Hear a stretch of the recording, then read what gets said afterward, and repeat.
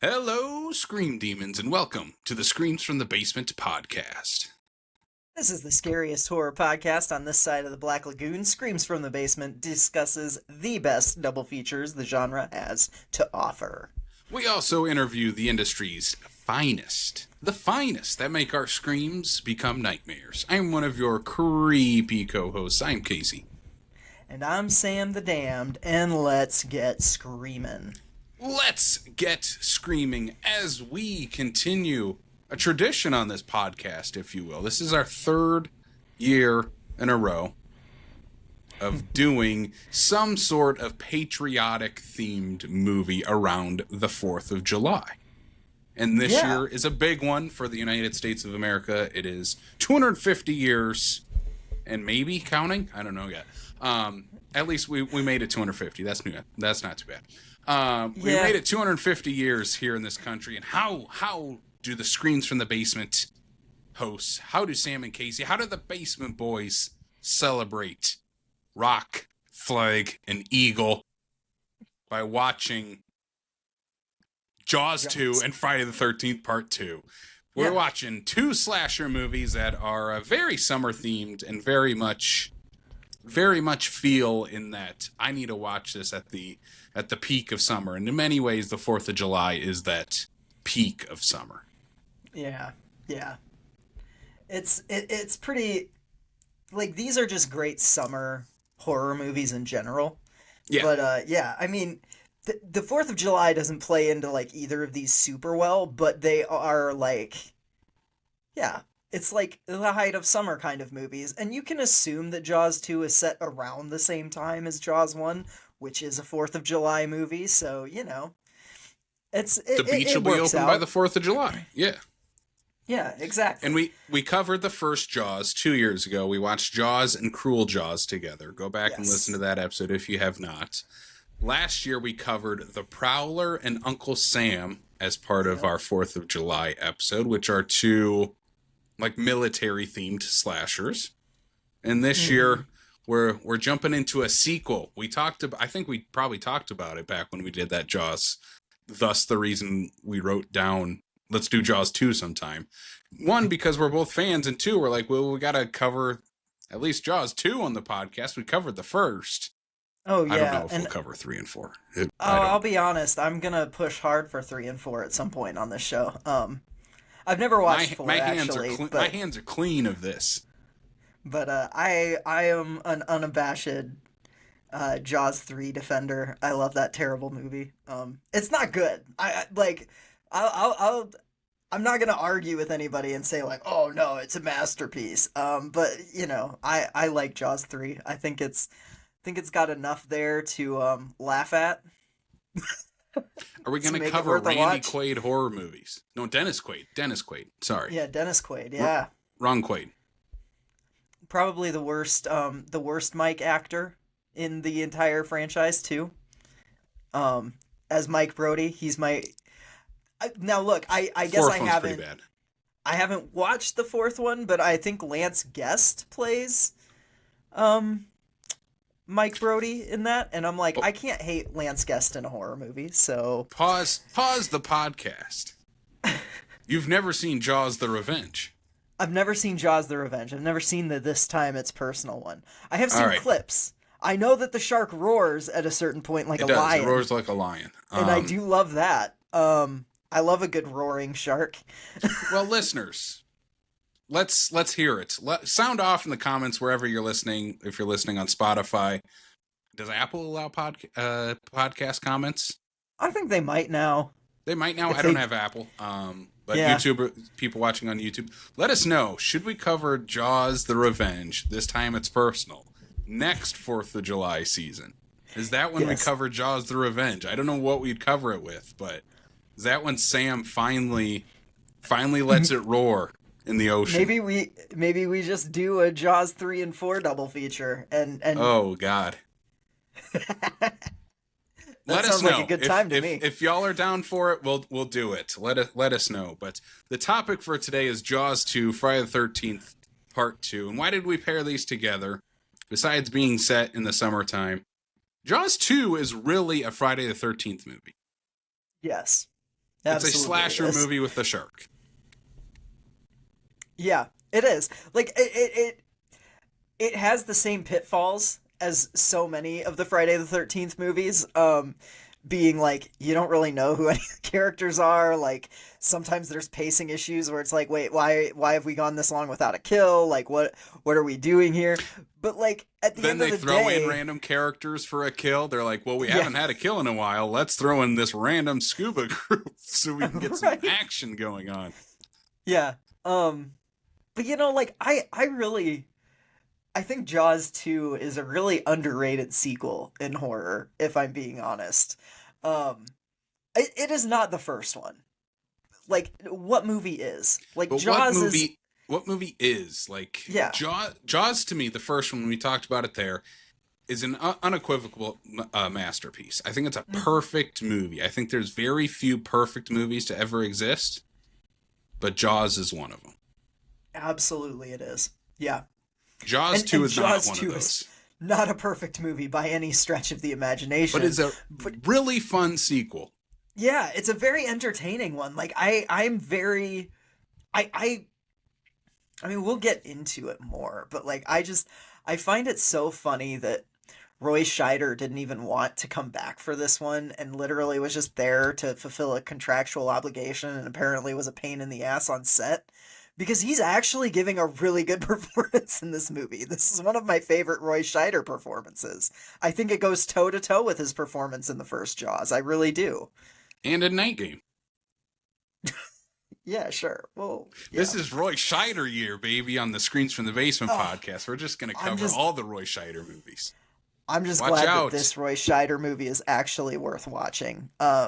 If Watch you missed out, our all that Night jazz Game fans. episode- We're gonna somehow find a way to get that one in. Oh my god, that would be All right, hilarious. Sam. Well, let's take that boat. Let's take the orc out into the ocean, and let's talk about Jaws 2, released June 16th, 1978, directed by Gino Swerk, written by Carl Gottlieb, who of course wrote the original Jaws, and Howard Sackler. Cast includes Roy Scheider returning as Chief Brody, Lorraine Gary as Ellen Brody, Murray Hamilton returns as the mayor, Mayor Vaughn, and of course, we can't forget, score by the great John Williams. But Sam, what is Jaws 2 about? What is this sequel going for? Well, this sequel is set. Is it 5 years after, or am I getting that mixed up with 4 years? One of them's 4 years later. One of them's 5 years later. Yeah. Okay, 4 years after the events of the original Jaws, Chief Brody is suspicious that there is another shark on the loose on the beaches of Amity, and he's got a teenage son who just loves boating now.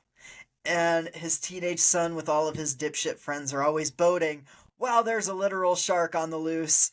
And Brody's trying to convince the town, and again, the town's not believing him. For some reason, the mayor is still the mayor. It's important to vote in your local election, folks. Sioux Falls, I'm specifically talking to you on this episode. Voting matters, people. As someone Voting who matters. was not in town to vote with our mayoral race being down to 2 votes, I am kicking myself that I was not in town to vote on voting day. Yeah. It's important. Yeah, so voting matters, even on your local levels. But yeah. Yeah, that's Jaws. The Chief Brody has to fight another shark and save his son. And this time it's honestly, I always want to say this is the one where this time it's personal because it does kind of feel like a revenge thing. Like, Yeah. both from the shark perspective and from Brody's perspective. In my mind, it's still Bruce. Even though Bruce got annihilated at the end, like, I don't know. I feel like I feel like there's a deleted scene somewhere of like lightning striking the ocean and it goes straight down to the like blown apart carcass of Jaws and it electrifies it and it just all of a sudden comes together and Jaws is back. You know? That's how this movie should have opened. Brody even questions that. He's like, do sharks have like this innate ability to sense when other sharks die, and do they like form acts of revenge? And they're like, no. But wouldn't it be an interesting angle? Wouldn't Wouldn't it it be? be? We'll have to wait for 2 more movies for that when only Ellen Brody returns to the series. uh, I gotta say though, this opening of this movie, for some reason this movie is like just as nostalgic as the first one for me, because I okay. feel like Yeah. when I watched the first Jaws, I went right into Jaws 2. And I feel like anytime I watched Jaws around the 4th of July, we would always watch Jaws 2 right afterwards. Yeah. And it just has that Interesting. similar vibe, similar feeling of summertime, beach going. I love the cold open with the photographers underground and how that pays off later in the movie. It's where these photographers are going underwater. They're exploring the orca, which they're exploring the ship, from the first movie. Yep. And then a jump scare shark comes out, takes out the photographers. They later pick up the camera and figure out that, oh, there might be a shark there. But besides that, the opening where now Ellen Brody is working for the city and she's helping like with this grand opening ball at the pool. I don't remember what's the grand opening for. It's not for the actual pool, it's for something in the town. Yeah, it's like what is it? I don't even know. It's like it's some resort, I think. Because there's like a pool and all this, like it's some kind of tourist Yeah. attraction. It's something Because that's they're showing supposed to it be off bringing later to like tourists in. investors and stuff. Yeah, yeah, it's like some kind of beach complex or something, and yeah, And there's this it's really kind of great oneer when how we get reintroduced to Chief Brody. Is he's hmm showing up late to this ball where his kids are all there. Um, Michael is his now a high schooler. Sean is still, young age, trying to hang out with his brother and the cool kids. Ellen now yeah, works for the city. And he shows up late, but there's this like really good tracking shot, like follows him into the building, and it like goes over the band that's kind of playing on this platform above the pool, and then it comes back down over the pool to where the Brodies are sitting. yep, And it's a really good yeah. shot. Like this movie has really great cinematography. Oh, it does. Like honestly, I mean, this is a case of like the technical aspects of this movie, I think are on par with the first one. Like I think this looks as good as the first. I think it's shot as well as the first. I think in the script department it's not as strong. I think in some of the characterizations it's not as strong. Like I don't think you have the memorable characters that you do in the first Jaws with this one. But that said, like Amity is a perfect like Amity is such a cool setting in general. Like I love how bright and vibrant it is. Like there's just something about like the very pristine white sandy beaches with the clear blue skies and the beautiful crisp ocean. Like I'm terrified of the ocean, but I'm also aware that it is a very beautiful thing. I just prefer to admire it through television or standing on land. Um, but like the setting of Amityville to me is such a Just Amity. important aspect or Amity, yeah, just Amity, not Amityville. This is not one of those Amityville movies. Don't worry, people. No, no, no. But there is an Amityville shark, isn't there? Some kind I of think there's an Amityville Amityville shark. Shark Attack and an Amityville like Shark House or some shit like that. Yeah, something like that. But yeah, I don't know. I really like this setting, this town. The people in it feel so real. Like there's sequences in this where Brody is like in his office and he's getting lambasted with like locals who are like complaining about, oh, the teenage girl next door is undressing in front of her window and my son's able to watch her and all this kind of stuff. And it's like, that is not something you bother your local sheriff with. Like, but you know that that's like a small town sheriff thing to be dealing with. And I love this setting and I love the way they populate this island and make it feel like such a real place. And I think that carries over from the first one in this really well. Um, Because he has and in so many that returning sense, people. Oh, so Like many. really, Like the even his only deputy is a returning character. yeah. You even have some of the city council members are the same characters. They're the same actors. Yeah, yeah, So it exactly. just Like that makes city this yeah council one is makes the yeah. city feel lived in. Like really, the only character living at the end of the first movie is Hooper. That isn't in this movie. He gets a mention. They talk about him later on. Yeah. Yeah. Like he's on He's some in expedition in Alaska or Antarctica, I something like think. that. Yeah. Yeah, for like a year-long thing, so he can't come back and help with the shark this time. Yeah. AKA No one Richard wanted to work Dreyfuss with didn't want to Richard be in this Dreyfuss movie. again. Yeah. Are you sure it was him not wanting to be in this movie, or was it other people didn't want Richard Dreyfuss in the movie? I heard it was him. Oh, really? Okay. Yeah, him and Spielberg were like, no, we don't need to do a sequel to Jaws. Yeah, I mean that's fair. I get that. I get that line of thought. I also get the line of thought of like that guy was a pain in the ass on the first one. We don't want him back. We already have one pain in the ass in this set, and he's our lead. We don't need two of them. Yeah, no kidding. But I actually think that's a positive of Jaws 2, is that Hooper is not in this movie, because then I feel like it just becomes Jaws 1. Oh, yeah, for sure. Like, where it's those two guys will probably go out to chase the shark. mm-hmm. Like, Yeah, I don't feel like we would have gotten as much of the teen angle in this movie with Brody's kids. Agreed. Had Hooper been in this movie, because the replacement Hooper is there to like expose some dialogue. That's really it. Mm-hmm. Well, and like, yeah, the teenage stuff that it kind of fills the time with. I don't know any of these teenagers' names. You know, like I can't remember them. They're not super memorable characters, but they are fun characters. Like it's a lot like a Friday the 13th cast where it's like, yeah, maybe you don't remember the name of the character or anything, but like you don't mind spending time with them. You know what There's I mean? a uniqueness to all of them where you can point out Yeah. certain qualities about each of these characters. Like I wrote down, Right. there's characters named Ed and Tina, who are the really like horny yeah. couple. They're the ones that are like running around on the beach, then making out in their Yeah. sail together. She's They're the like- ones that She was like Miss Amity or something like that. Yeah. yeah. And they come across the whale when it gets the beach Yeah. whale that got attacked by the shark. They see the skiers that end up blowing up.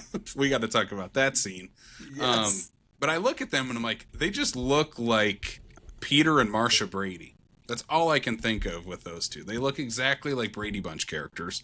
You have Keith Gordon in this movie from Christine fame. Yeah.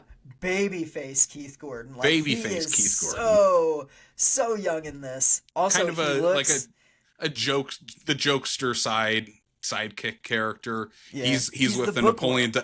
He's the bookworm hanging out with the Napoleon Dynamite looking dude.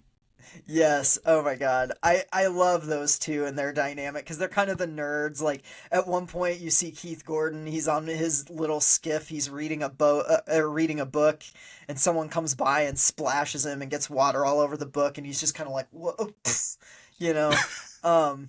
His friend has a crush on someone on like one of the girls, Yep. and that's a whole thing. Like this is just Yeah, the it's a fun cast. the mayor's son and his friend are also part of this friend group. His son's friend is my favorite of these teen characters. Is he the one with the big curly like blonde hair? Yeah. Yeah, I like him. I like him a lot. Not the bigger dude, not Brody's son's friend, the mayor's son's friend, who like Oh, yeah. Okay. Yeah.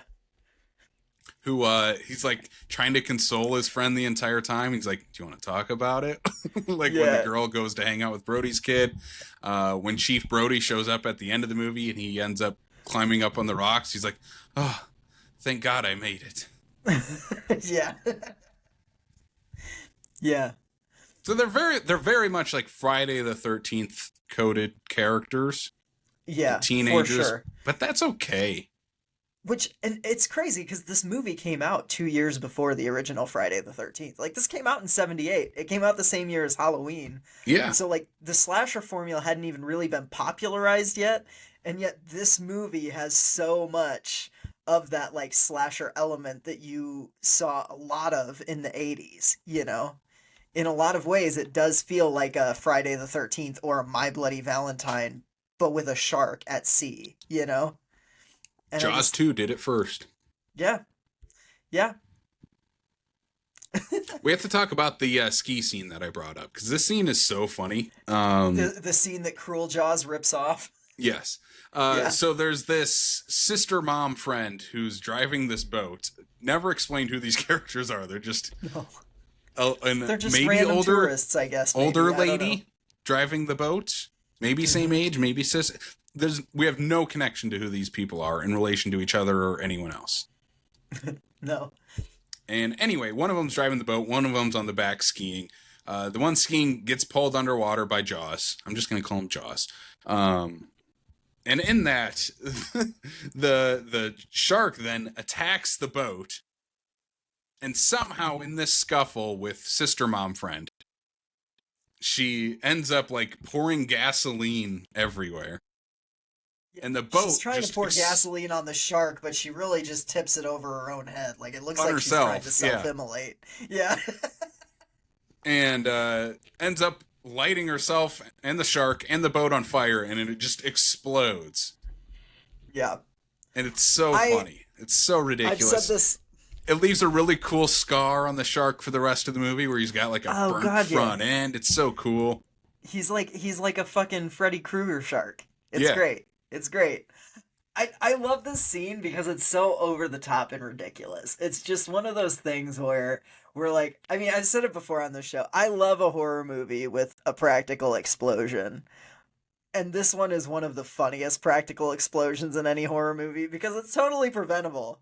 It's like, I don't know why this lady thought the first thing she needed to do was dump some gasoline from over her head. Like, I'm like, you should 100% just have this out arm's length dumping it over the side of the boat, right? Like, in what world does dumping it from here do you any good? Also, why is your first go-to when you're attacked by a shark to be like, I'm going to pour gasoline on it? I have no idea. It's so crazy, though. You know? Like, that's not the first thing I would think to grab to fend off from a great white. No. It just... Again, this is kind of like ahead of its time because, you know, the scene that makes this brings to mind for me is the Ben Tramer death in Halloween 2. Where it's just like so over the top and so ridiculous and so like, I don't think that would actually happen in real life. And both end in an explosion. Yeah, and both end in an explosion and a fiery death and everybody being like, well, who was it? We don't know. Oh, so good. So this is Brody's kind of like first hint that, oh, something weird's going on. Like a boat just doesn't explode by itself. Which, right. Brody, in this world, apparently it does. Like if the first thing you're thinking of to get rid of a shark is to pour gasoline on yourself, I don't trust that lady to not blow up that boat without a shark. Right, yeah. But a whale ends up getting beached. It looks like it has a giant like shark bite taken out of it. The first thing Brody asks to Not Hooper, to female Not Hooper, is, have you checked the bite radius? Yep. So he obviously figured out some stuff from last time. He's immediately like, oh, that looks like a shark bite. We've dealt with this before. I've seen that before. So Brody is fully on board, like right away, like, oh no, there's a shark in these waters again. Yeah, who doesn't believe him? The goddamn mayor. Immediately. The mayor, the developer that his wife is working with, who also is definitely trying to sleep with his wife. Like, he's 100% got the hots for... I keep wanting to call her Lorraine Brody, but that's the actress's name. Ellen Brody. Ellen. Yeah, he's got the hots for Ellen. He's very clearly, like, just waiting for the right time to put the moves on her. And I just... one of my biggest issues with this movie is it ends the same way the first Jaws ends, where like shark is dead and we cut to credits. I'm like, I need at least one scene where Brody just punches that dude right in the face, Or Ellen just punches that dude right in the face. I just need one of the Brodies to punch that dude in the face. You know what Yeah. I mean? Maybe Sean. Maybe Sean comes in after Yeah. getting saved by his dad and punches this other guy in the groin. Yeah. Yeah. Yeah, because he can't reach the face. He's too No, little. he can't reach the face. He's a little kid. He's like, you didn't travel across the ocean to save me. My dad did. And just Yeah. Just punches him right in the baby crotches button. him. But also, Brody's deputy in this one, even more so in the first one, is so incompetent. Oh yeah, 100%. And he never wants to do anything. Like Never every wants to time do Brody anything. Deputy gives him an Hendricks order, it's is like, this guy's "Ugh." name. He's like, do I have to? Can I do it tomorrow? All the time. I love it. And of course, what happens later on in the movie when Brody gets fired from the police force? Yeah. They give the job to Hendricks. Yeah. That shows how incompetent this entire town is. Oh yeah, for sure. Like Hendrix doesn't even really put up a fight when Brody steals the police boat at the end. He's just like, "Oh, okay. I guess this is happening." Yeah, I'm going with you then. Yeah. Yeah. It's too good. I love that like no one's even though this has happened before, even though Brody is clearly the expert on shit like this happening, no one believes him. Like it's kind of you get a lot of horror movies where the woman is gaslit the entire time. Like, "Oh no, you're crazy. This isn't happening." It's kind of rare for it to be like a man, and not just a man, but like a man in a position of power where it's like, "This is not happening and you are crazy." And I kind of love that. Like I love that his wife is even one of those people. Like the fact that Ellen now has this job where her interests are actually going against Chief Brody's.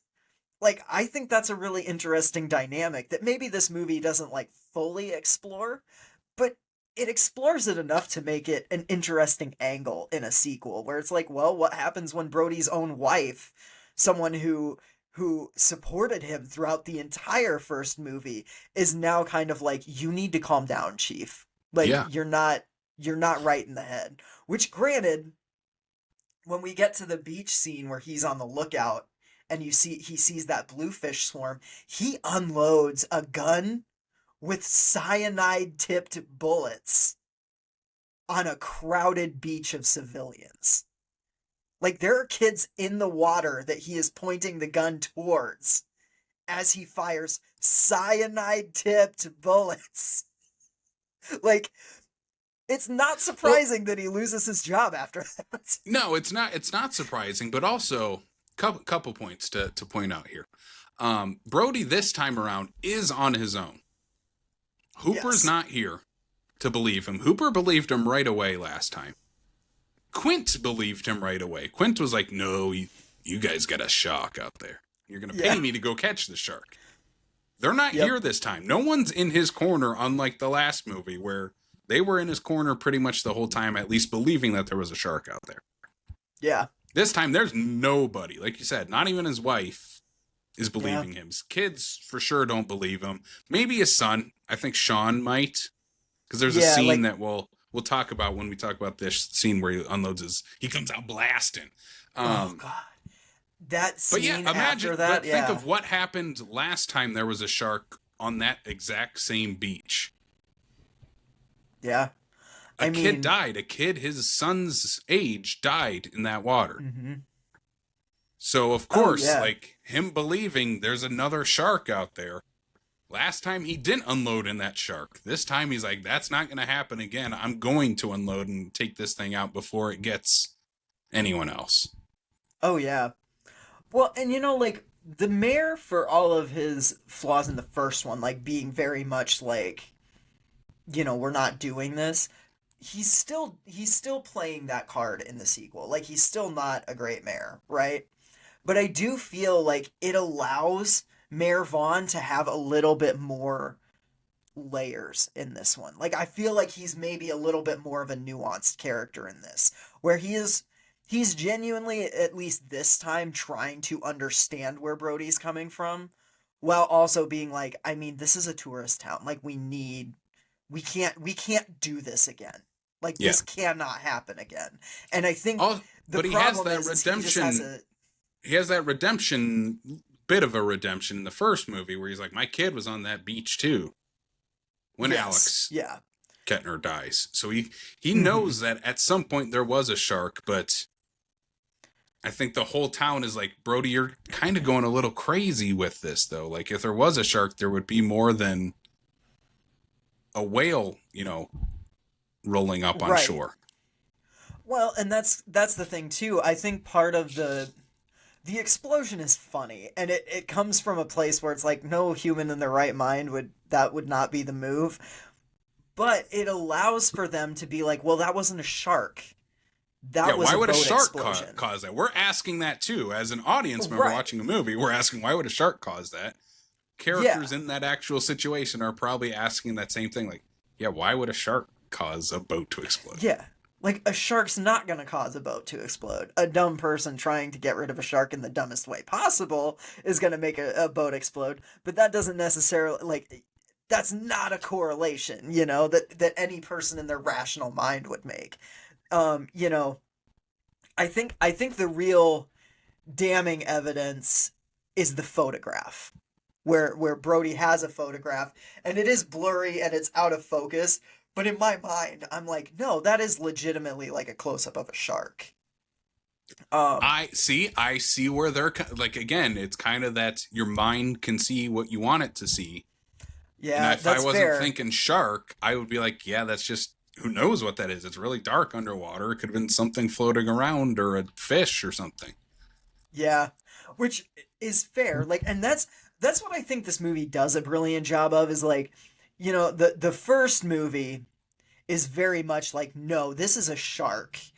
And everybody is willfully ignoring that. The coroner is changing death reports under pressure from the mayor. And like they're cutting open sharks and realizing this isn't the shark that we want or that we know is doing this, but we're still gonna keep the beaches open.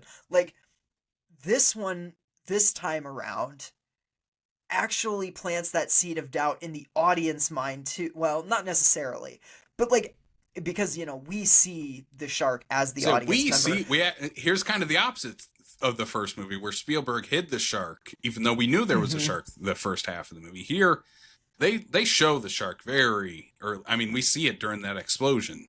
Oh yeah, for sure. And but it also is like, yeah, the shark pops up in ways and people are dying in ways that you understand why the town wouldn't necessarily be jumping to the conclusion that there's a shark.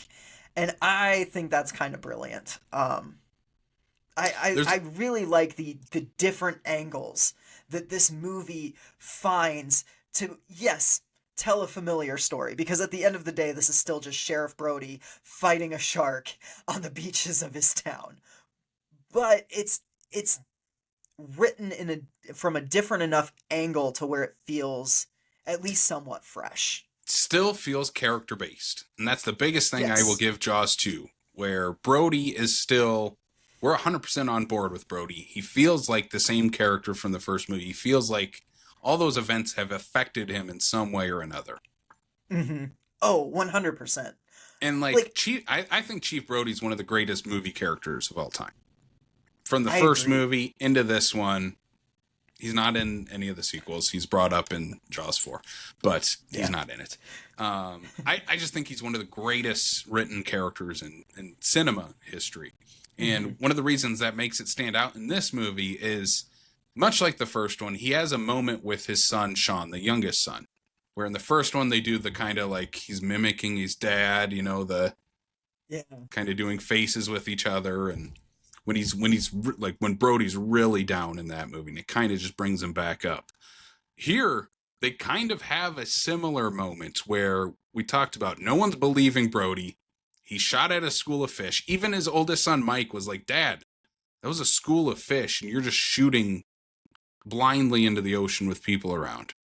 And he's kind Yeah. of just sitting there defeated, picking up his shell casings from his gun.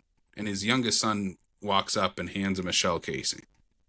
Yeah. It's a really with touching no one moment. else on the Like, beach, those two, just those two, and it's such a great scene and harkens back to that because you know the relationship that they have, and it makes total sense by the end of the movie why Sean is the one left out to sea, where Brody's like, I got to go get my kid, because yep. it feels Oh, like Sean is really the only one that's been on his dad's side this entire time. Because and it's you his know, dad. Like, that's his hero. That's the yeah, person he looks up to. And I like that that's carried over from the first movie. agreed. And you know, the thing too is like it's not a bad mechanism to get the young kid out to sea in that third act. Like it's actually a very logical like he catches his older brother sneaking out and basically like does the little brother thing of like, well, if you don't take me, I'm going to cause a scene and mom and dad are going to wake up and you're not going. And kind of forces his brother's hand. If he wants to go out, he's got to take the little brother with him. And then they obviously get separated, all of that. But like, I just, we, I think that in comparing this to Jaws, this is not as strong of a movie. But if you're taking the Jaws comparison, like if you're not comparing it to literally the greatest shark movie of all time, the writing here is really good. It's really good stuff. And like you said, it's still character based. You're just focused more on the Brody family dynamic. And I love that. I love that like Ellen is at odds with her husband and her husband is at odds with his oldest son and like all of these different things coming into play. Like the Brody family is front and center in this movie. And then you have the, you know, It, peripheral characters and that it also round out never the feels cast. like movie antagon- antagonists with any of these characters, or like movie tropes thrown into like, okay, now we got to pit Brody versus his wife for some reason Yeah. and throw Yeah. something like very movie. It's like, no, like she has a job now that's Mm-hmm. part of this, and it just so happens that her best interest in her job and the city in many ways is to tell her husband, no, you're kind of going crazy, like you need to calm down. Same with his oldest son. His oldest son's like, I just want to be a teen for a summer and hang out with my friends and get a girlfriend. And his dad's Yeah. me like, no, you can't go in the water because there's sharks in the water. You need to get a job. I'm like, Yeah. every high school boy has gone through that. Where your Oh yeah, dad's like, no, you need to get a job. 100%. Yeah. Yeah. Yeah. And again, the character stuff with his youngest son, Sean, is set up all the way in that first movie. When Ellen Mm-hmm. is watching the two boys mess around on the boat when she's reading the shark book. She's like, Yep. get out of the water, or get out of the boat. Yeah. And right away in this one, he's hanging out on the boat with the teenagers. Like he feels like that younger brother that was always just around Oh yeah. the people that are Yeah. 5, 6, 7 years older than him. Yeah, he's a tag along. Like and Yeah. that's very like in the especially in a small town like that, like Amity is not a big like it's an island, you know? Like it's not like there's a There's ton of kids around like Yeah. you And yeah. there's probably not kids like his age that lived there year round. Like this is it's a summer island. They mention that in both of these movies. Like Yeah. not very many people live on the island year round. The Brodies do. Mhm. Oh yeah. I just yeah. The Brody family dynamic is just so fantastic. I will say there is like one of the big criticisms that I hear about this movie that I will not deny is there's like a good chunk in the middle of this where we have no shark action, where it's all just that. But the thing is it fills it with those character moments. It fills it with, you know, the other kids teasing Mike about not being able to go out on the ocean. And they spend time on that to where when Mike is finally like, no, fuck it, I can do what I want without my dad, you know, giving me permission. Like that feels earned because like he has been getting shit from his friends for the last hour of the movie about not being able to go out. And this cute girl is asking him and he is just like, no, I am gonna shoot my shot with this girl. Like I like her. I want like I'm a teenage boy, god damn it, and I'm gonna act like one. And I don't know. I really I don't miss the shark attacks in the middle of this movie. So like No, when I it focuses understand on the the Brody criticism, characters, but it's yeah. kind of I mean, that's what makes the first movie just as interesting as whenever the shark is when you're hanging out with the characters. Yeah.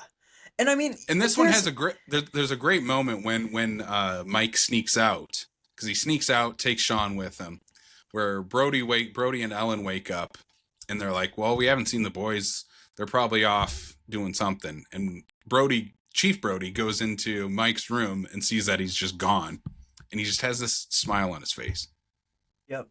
like, oh, Yep. my son just snuck out and isn't going to work and went with his friends.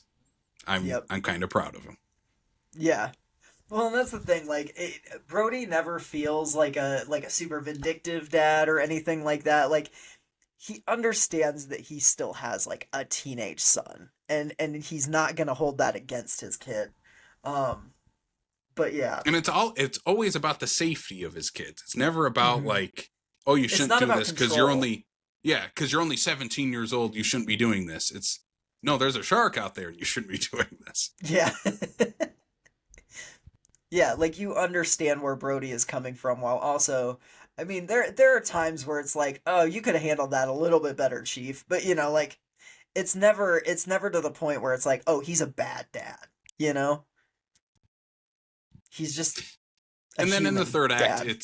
third act goes full Friday the 13th slasher. We cut back and forth from the shark attacking these teens at many different times at many different locations on the ocean. The first time we see him, he just like the shark just runs into the Peter and Marsha Brady ship and completely knocks the guy out of the water. Yeah. He Oh gets my eaten. god! And He's done for. here's the thing: Tina, the beauty queen or whatever, she does nothing to help her boyfriend. Like he is like Swim on the side of the faster. boat trying to get up, and she's not. She's like cowering on the other side of the boat while he gets eaten to death. Like it's crazy. Just keeps yelling at Oh him to swim faster. I'm like, there's a yeah, shark coming towards him. it's so funny. It's such a useless response from that character. Like I it just and Well, here's the thing: what does she I'd do freeze when up. he? Yeah, what does she do when her boyfriend gets eaten? Instead of like trying to get out of there, she's still in a boat that's working and could Hmm. go, like she could row somewhere. She hides under a blanket on the boat and just waits Yeah. to be rescued. Luckily, Yep. Chief Brody comes along. Right. Right. Um, and then yeah, you have all of the other teens who are in all of their boats kind of out by the lighthouse island or whatever, and I love just the elaborate crash that like connects all their boats, but their boats are all sinking together now. And that to me is terrifying. Yeah, all their sailboat. There's probably what 4 or 5 sailboats, and then there's Four an or actual five like of them, yeah. rowboat that gets turned Yeah. over. That Brody's youngest son and the girl that he was with. That's the one Yeah. character I wish there was a little bit more of. Is the girl that takes on Sean, Yes, I because I don't agree. know if she has any lines before she's like, "I'll take him." Yeah. And then she's kind of useless in the third act. Like she She doesn't ends up do getting eaten. Like, yeah, she doesn't really do anything and yeah. yeah, I the like I said, the teen characters, like the characterization of the teens is not this movie's strong suit. But the actors portraying them give them enough like spunk and variety to like give you something at yeah. least. It's still a shark Um going after people. yeah, You know, exactly. Like one of my favorite parts too is when the kids like Chief Brody's kid is on the boat and they're trying to get him. He's alone and they're trying to throw him the rope and the kid just like won't. He's just like hugging the little fin that's on the underside of the boat. And the big curly headed guy yeah. is It's like his going, brother's best friend. yeah, his brother's best friend. He's like, "Come on, kid. What the?" He's like, He's like, "I'll kick your "Just ass if you don't grab the yeah, rope." I'll kick your ass if you don't grab the rope." And I'm like, "Yeah, that's helping. Good job." But also, like, like he is That's total brother best friend energy.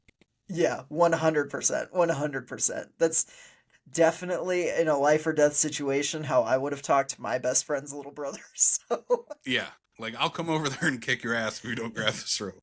yeah, I think pacing wise, this is where some of the pacing issues come in. Is in the third act, really, because Oh, really? especially we get introduced to these scuba divers that are out there because like the teens Hmm. run into them.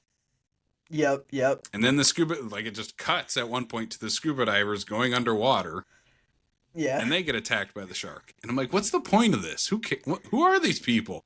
Yeah. It's just to add more shark carnage into it, yeah. Yeah, and it's at that point where everyone in the town realizes, oh no, there is a shark out there because this scuba diver saw the shark. Yeah, yeah. Cause But he I'm like like, comes up too what? fast, he gets the bends and like, yeah. Yeah, but I'm like, that doesn't matter. They literally run into Brody's kid like right after that, who's like with the other kids, and they're like, yeah, there's a shark out there, but the rest of the group is further in the ocean. You got to go get them. It's like, why did we need these scuba divers at all? Yep. So you could have, I mean, I would have completely cut those characters out. They are so useless to the rest of the movie. Unlike the first scuba diver group, which is like setting up the picture, Right, yeah. these Yeah, are this just, one just feels tertiary. Like yeah, it's not like a we need it's another not shark a scene. yeah. And it's like if you were going to do that, you should have done it at some point during that hour where we had no shark stuff, Yeah, right? Like because it's in the middle of all the kids getting attacked. yeah, like it's like you're already in like shark slasher mode. You want to see it going after the characters we know at this point, Yeah. but then we cut away to yeah. So I get that. I totally get that. Pacing wise, that aspect is a little weird. Another really funny scene is when the kids start floating towards what do they call this island? It's not the lighthouse one. It's kind of the next one that they're going for.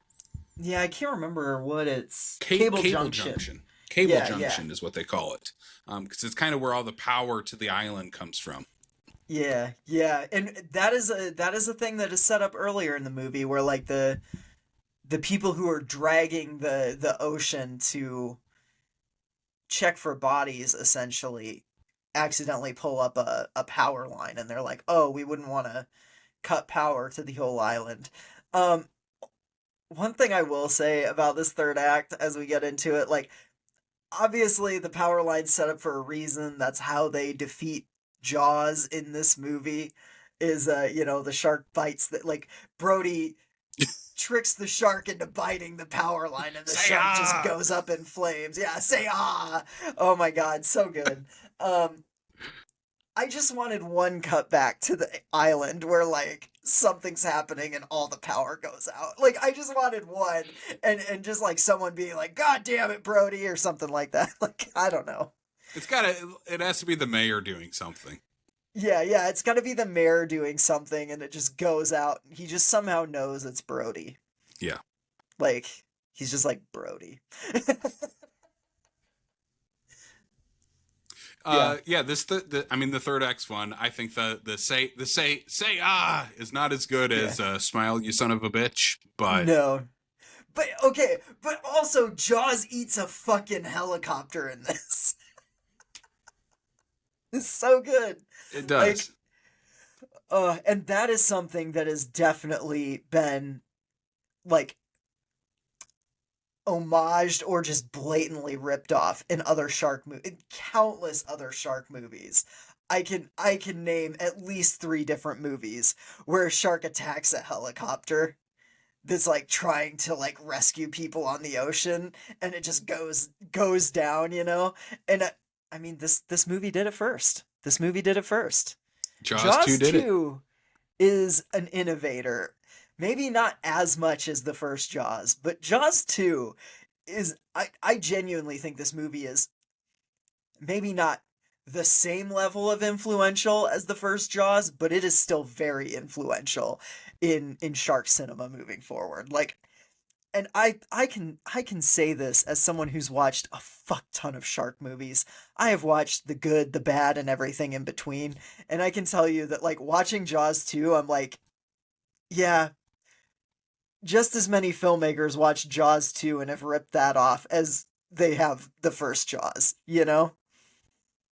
It's just it's a fact. I can't even Bruno Mattei and Cruel Jaws, there are multiple sequences that are just ripped right out of Jaws 2. Yeah. I mean, there are multiple sequences that are ripped out of Jaws 3 and 4 in that too, but Quite literally ripped out. yes. But yeah. There's one scene we didn't talk about yet. I want to bring up before we kind of wrap up our discussion on Jaws 2. It's when Brody gets fired. Oh yeah, yeah. Is we end up going back. He ends up going back to his house. He's plastered. He's had quite a few beers, as we see the next morning when he opens his door and like a dozen beer cans fall out.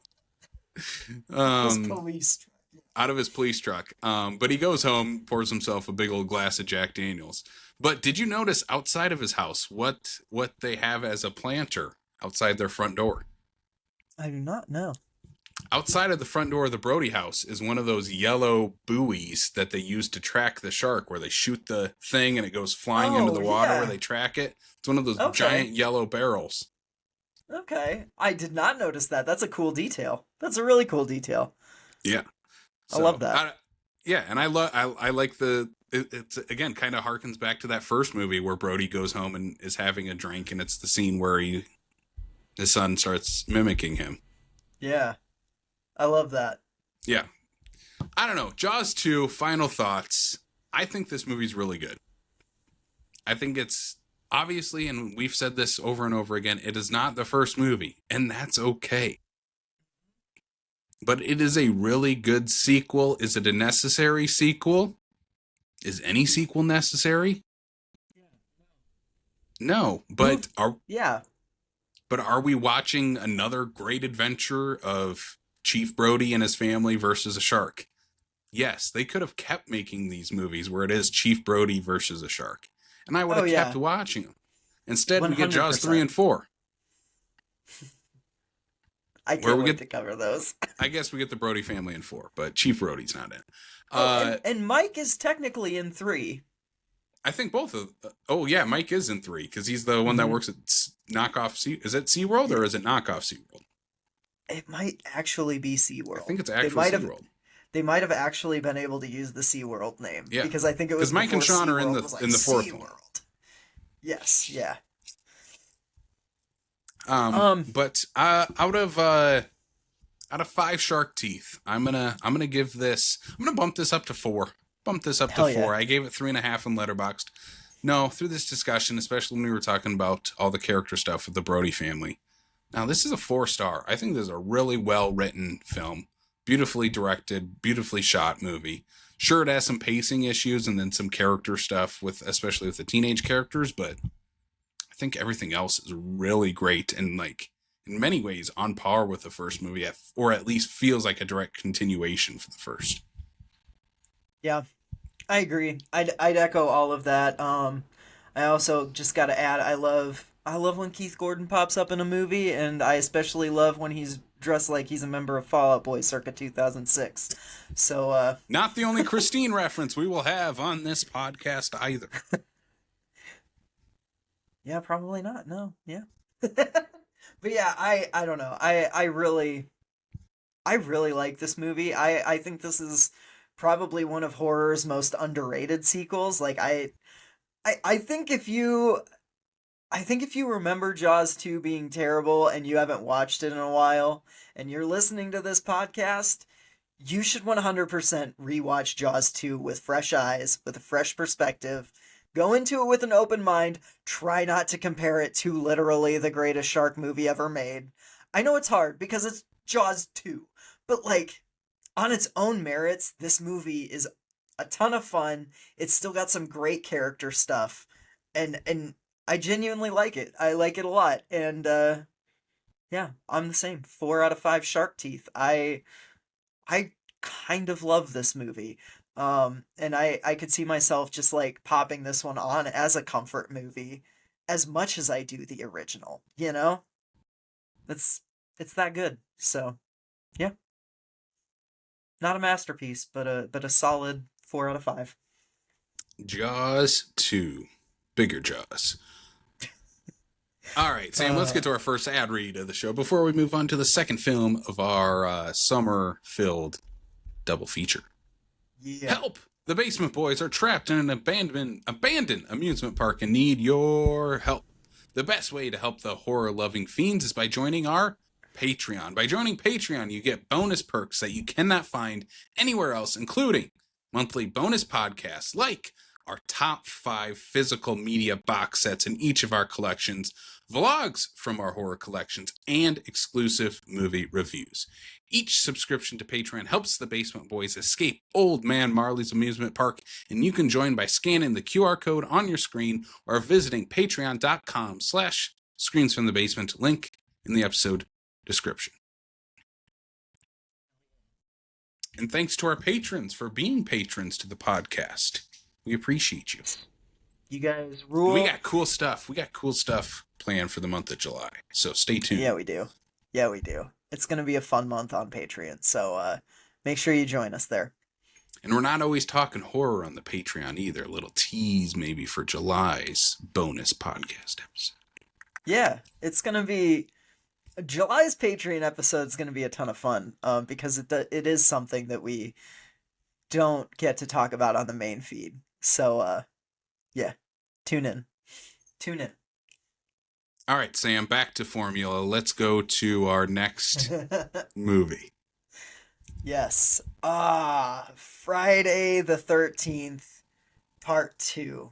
Casey, tell us a little bit about this movie. Friday the 13th, Part 2 was released May 1st, 1981, exactly 1 year to the month from the original Friday the 13th, which released in May of 1980. This movie is directed by friend of the show, Steve Miner, our old pal, Steve Miner, back on the podcast. We're going to cover like every Steve Miner movie at some point, apparently. Written by Ron Kurtz. Probably, yeah. With a cast that includes Amy Steele as Ginny, the final girl / psychologist. That'll pay off later in the movie. Paul, played by John Fury, who is the leader of the camp.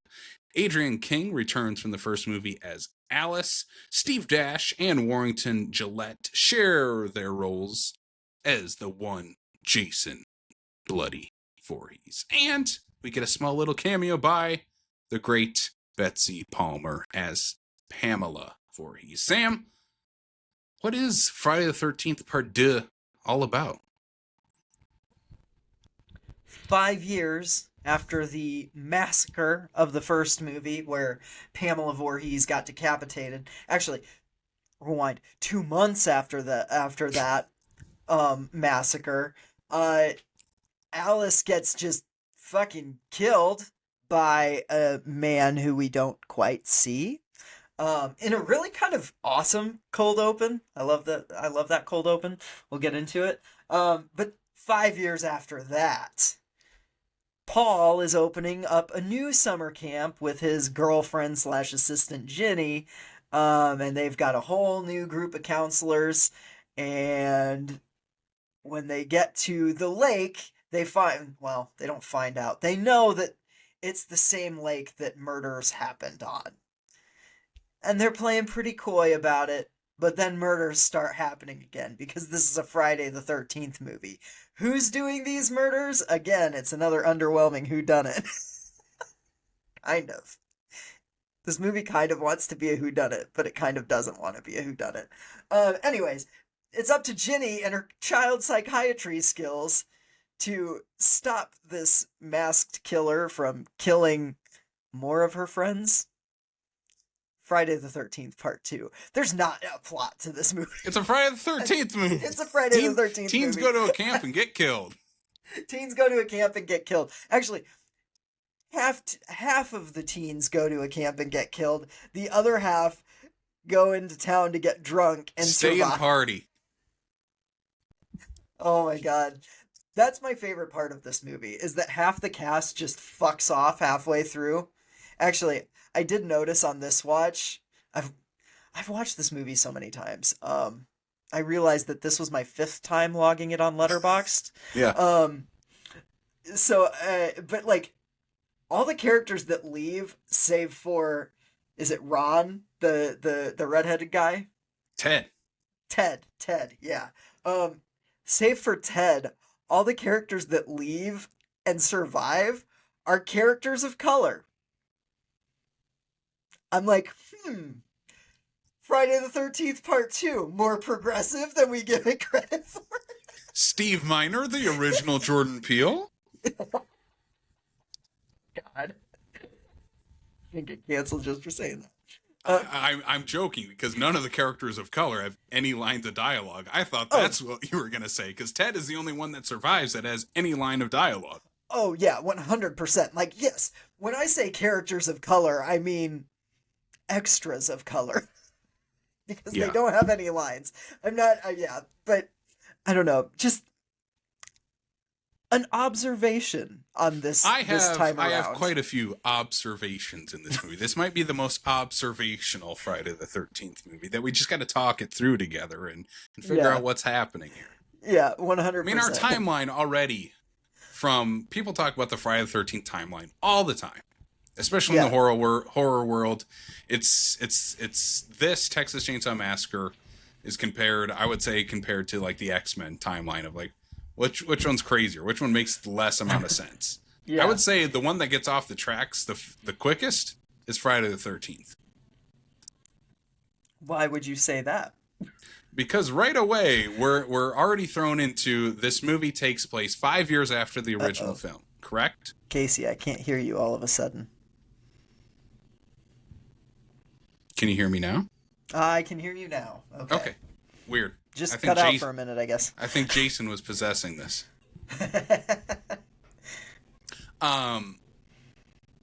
But what doesn't make sense right away is that this movie takes place 5 years after the original movie, correct?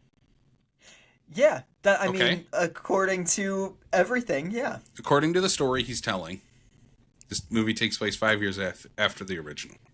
Yeah. But in the original movie, Jason's like a young boy, correct? Yes. The vision of Jason, I guess. It's never fully confirmed that's actual human living Jason popping out of the lake. Right, yeah. So, either he has gone from that young 12-year-old boy into a full-grown man in 5 years, which is possible. I mean, could be like 17 years old in this movie. It's a possibility. Just been living out in the woods. That means he's been alive for all those years. But also he was 12 years old when he drowned in that lake 10 years before that. Yeah. Okay, so our timeline's already all over the place. He didn't drown because he's still alive, Casey. Exactly. So was he just living out in the woods all of these years, and his mom, like, he just didn't want to go, like, was he, like, playing hide and seek with his mom, and he's like, you never found me. So I'm just going to live out in this hut in the woods. This timeline is all over the place right away. I know I'm asking questions that horror fans have asked for 40 plus years now and are never going to get answered because who gives a shit? Oh, yeah. Here's the thing. All of those questions can be answered with one word, Casey. Money. Like, that's the reason that any of these movies exist. That's the reason the first movie exists. Like, let's be honest. I love this series. Out of the big three slashers, this is my favorite whole franchise. Like, I don't think any of the movies come close to the best stuff in Halloween or Nightmare on Elm Street, but as a whole franchise, I love these movies. But I am also going to be the first to admit they don't make a goddamn lick of sense. They don't, no. I'm so happy we're covering this one in particular, though, like, because here's the thing. This movie is, like, at its core, one of the most slashers ever to slasher. Like, it's just pure slasher from start to finish. You've got horny teens, you've got a summer camp, you've got a great killer design. Like, I love Sackhead Jason, even though the killer design in this is just a straight up ripoff of The Town That Dreaded Sundown. Hey, we should cover those movies soon. We should. It's almost like we're going to soon. Yeah. This might be the most pure slasher of the series. I mean, it comes out in 1981, which is like the year of the slasher. Yes. Oh, so many slashers from 1981. It's ridiculous. Yeah, and again, like this is kind of the big one of like, oh, this is the big sequel because Friday the Hmm. 13th the previous year was a massive hit, Huge. kicked off the slasher boom that then we saw all these other slasher movies come out in 81 and beyond. Um, but yeah, I think this is like of the Friday the 13th movies, it's the most slasher of them all. Yes. I also think I genuinely think this is the scariest Friday the 13th. Like, of any of them, this is the one that gets me the most. Like, that third act. I mean, the third act is just an extended chase sequence Yeah, between Jason and Ginny. And it's terrifying. The one shot that always has stuck with me is when she thinks she's safe. She's in his she's in his yes, cabin, and through yes. the open window you can see him running up from the woods. You see him running, and Fucking he's like looking like, oh no, he's oh, still coming for you. yeah, it is genuinely like, oh, it sends chills up my spine. It's such a good shot. Like, this movie, like all of these movies in a sense have a little bit of like kind of an amateur quality to them. The most polished ones probably being, like Freddy versus Jason, even like Jason X to an extent, or Jason Lives, right? Like those ones are kind of the ones that like look like movies, like full big movies. And I use that term lightly. But this one, I think like it captures the essence of the first one while also making it, God, I'm trying to find the right words because more respectable is not what I mean, but you know what I mean. Like it kind of takes that first one and legitimizes it in a way because there are actual scares, there's actual tension. It kind of feels like they edited this one a little better. It's the There's less polished version of the first movie where Yes, in many ways they've exactly. figured out the lore, like what do people actually want to see. They tell the Yeah. campfire story and then we get Jason, like Yeah. that's what people wanted to see. Exactly, exactly. And it's a little more polished. You don't have like shots of cars driving completely out of frame before we go to the next scene, which is something that drives me nuts in the first one. I love that first movie, but it's like, oh my God, you can cut before the car leaves the frame entirely. I will say these first three movies, especially Friday the 13th 1 through 3, all just feel like these could all take place on the same day where these same dumb bunch of kids show up one by Yeah. one by one in each movie and show up and just get hacked and slashed away. Like it just feels like they're boom, boom, boom, like happening right after another. And this movie has that too, where like the teens show up in their kind of lifted Jeep that they're driving, the dude with the kind of golfer hat and his Yeah. girlfriend. Oh my God. And that's something that I love. Like so we open with Alice from the first Yes, movie. yes. I have a question when we get to this. Okay. I so Because we open I with really Alice, and it's 2 months after the first. This Mhm. scene is entirely unscripted, Oh, is it where really? Adrienne King was not given a script. She was just asked, "Hey, would you like to come back for Friday the 13th Part 2?" And she's like, "Yeah, sure." She didn't realize, because this is the last thing they shot for the movie, that the rest of the movie had been shot already. They just wanted her for an opening kill to shock it. Yes, Yeah. Yeah. yeah. And Okay. so kind of they just gave her the brief of, okay, you're gonna answer the phone, then you're gonna take a shower, and then we're gonna have Jason kill you. Go. Yeah. And that's it. So like the whole phone conversation with her and her mom is all made up by Adrienne King. So all the dialogue is just her making it up on the spot. That's amazing, and that actually makes a ton of sense because it's very naturalistic, like honestly. Like I actually feel like it's one of the best scenes in the movie because it just does genuinely feel lived in. It does feel like someone who's kind of trying to rebuild her life, but who is clearly still kind of attached to that trauma that it's dabbling in trauma horror, but before trauma horror was even Yeah. really a thing. What Um, What do you think Alice does for a living? That was a question I had watching it this time right away. I was like, this is only 2 months after the first. What does she do for a living? We see her paint a little bit. Is she a painter? Yeah. Is that what her job is? Because like she has a pretty nice place. It's filled with a lot of stuff. There's a lot of plants. Like, what does Alice do for a living? Wonder if she got a big settlement from from suing the camp. The owners of the camp, the investors of the Camp Crystal Lake. Investors of the Camp Crystal Lake. Maybe she got a big payout in court, and she's just living off that, living her best life. It's only 2 months later, though. Like, yeah. she wouldn't have gotten the money that fast. Unless they settled out of court and they're like, hey, we're gonna maybe in the 80s suing someone went a lot quicker because there wasn't as much bureaucracy bogging shit down. We're just gonna pay you what we were gonna invest into the camp, and you're just gonna keep your mouth shut, and we're not gonna talk about this anymore. Yeah, exactly. That could be it. It was the 80s. Yeah, she might have just gotten paid off. Who knows? But yeah, no, I love this set. Like her house, like you said, is really cool. Like I like that there's paintings around, and you kind of get a glimpse into like what life might be like for her, and she's clearly just kind of trying to live life and not really. I don't know, like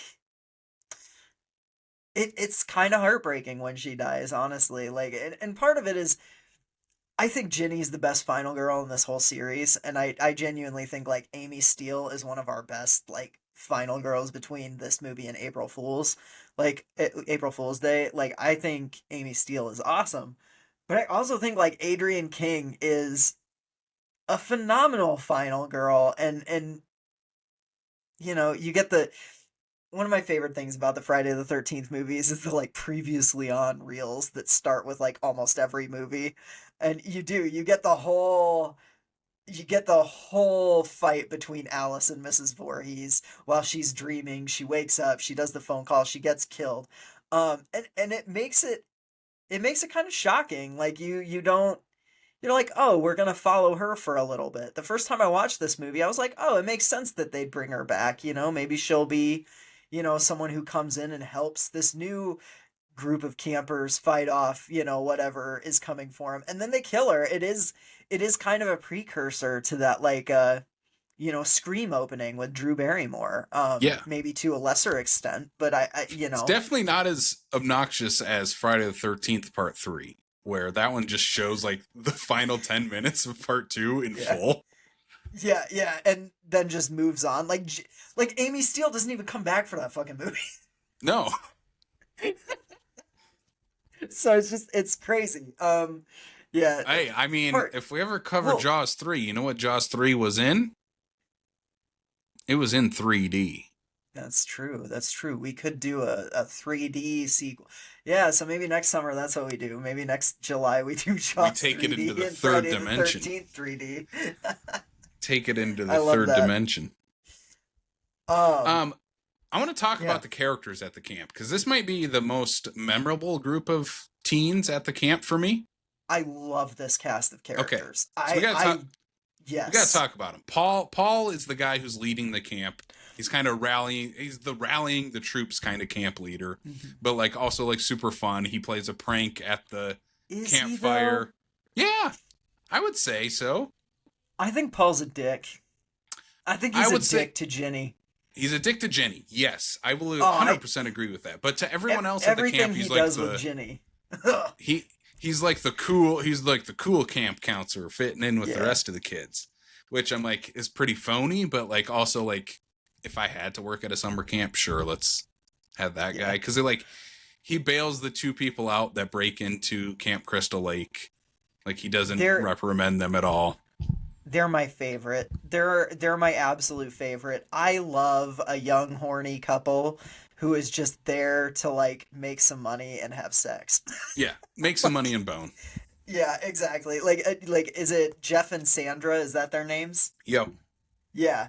I love these two. And the other thing I love is this introduction to them where they're driving into the town outside of Crystal Lake. I love the tow truck prank that Ted plays on them, where they're like, oh, we better stop and call Ted, and he'll come help us find the place. And while they're on this payphone, in the background, you see a tow truck pull out of the gas station and get his truck and start driving away. And fucking Jeff chases after this. He's a fast runner. He's a fast motherfucker. Yeah, I was like, damn. He's pounding on the window and he's yelling. He's like, "That's my truck, asshole!" Yeah. and then the truck turns and like, and Ted is just standing there next to a tree, smiling like a fucking chicken shit. And Ted, do you know what movie Ted is played by Stuart Charno? Do you know what movie he's in? Yeah, he's Vanderbilt in Christine. He is also in Christine. Yes. That's the connection. That's why we did this double feature. It's a secret Christine actors double feature. Yeah. Some other characters I want to bring up here. We haven't talked about Russell Todd yet, who plays Scott, the guy with the douchey smile. He's in Chopping Mall, of course, one of our favorites. One of our favorites. He wears like the tucked in shirt in this movie as the slingshot. He's always hitting on Terry, who is wearing the all I wrote down next to Terry was, has dog, wears Mickey crop top and booty shorts. That's her character. Yep. But you know who she is immediately. Oh yeah, she's in this movie to be the eye candy, for sure. She goes skinny dipping later on. Yeah. And then, Scott's a fucking creep, man, because, like, she goes skinny dipping, and Scott steals her clothes. And then, like, she chases him through the woods to get her shirt back, and he gets hung up in a snare. Yeah, who set that? Down. Yeah, I'm like, did Jason set that? Jason? It seems weird. Right? Like, I don't know. Like, maybe this is the first sign of Jason being like hunting these people down or something. Yeah. I don't know. This is what the remake took from. Yeah, it kind of feels like it, right? Also, like, dude, like, you and Terry were flirting this entire time. Like, you don't need to be a creep and steal her clothes. Like, yeah, like, what the fuck? Take your own clothes off and join her. And go swimming. Show us that dong, bitch. Yeah. My two favorite characters, though, are Vicky and Mark. Mark is the guy who's wearing the number 81 jersey. He's in the wheelchair. Yep. Played by Tom McBride. And then Vicky is his love interest, one of the camp counselors, played by Lauren Marie Taylor. And they have such a cute dynamic about them. Yeah. Like, when the rest of the group is about to leave. Thirsty for him from the get-go. So thirsty. Oh my god. From the moment, like, he wheels his wheelchair out of the cabin, and she's immediately like, "Can I help you?" And like, he's like, "No, I can do it myself." And she just like is right behind him the whole way. And like, God, she is not subtle at all. And it takes him so long to like, I'm just like, brother, this girl is clearly into you. What are you... Brother, like, I know your legs don't work, but does your brain? Yeah. Like, he seems oblivious for, like, so much of this movie until she's just basically like, I'm gonna kiss you now.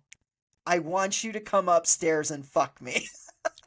There's a really funny couple lines of dialogue. So, like, when the rest of the group goes into town, they stay back because he's like, yeah, nothing's worse than someone trying to handle a drunk person in a wheelchair.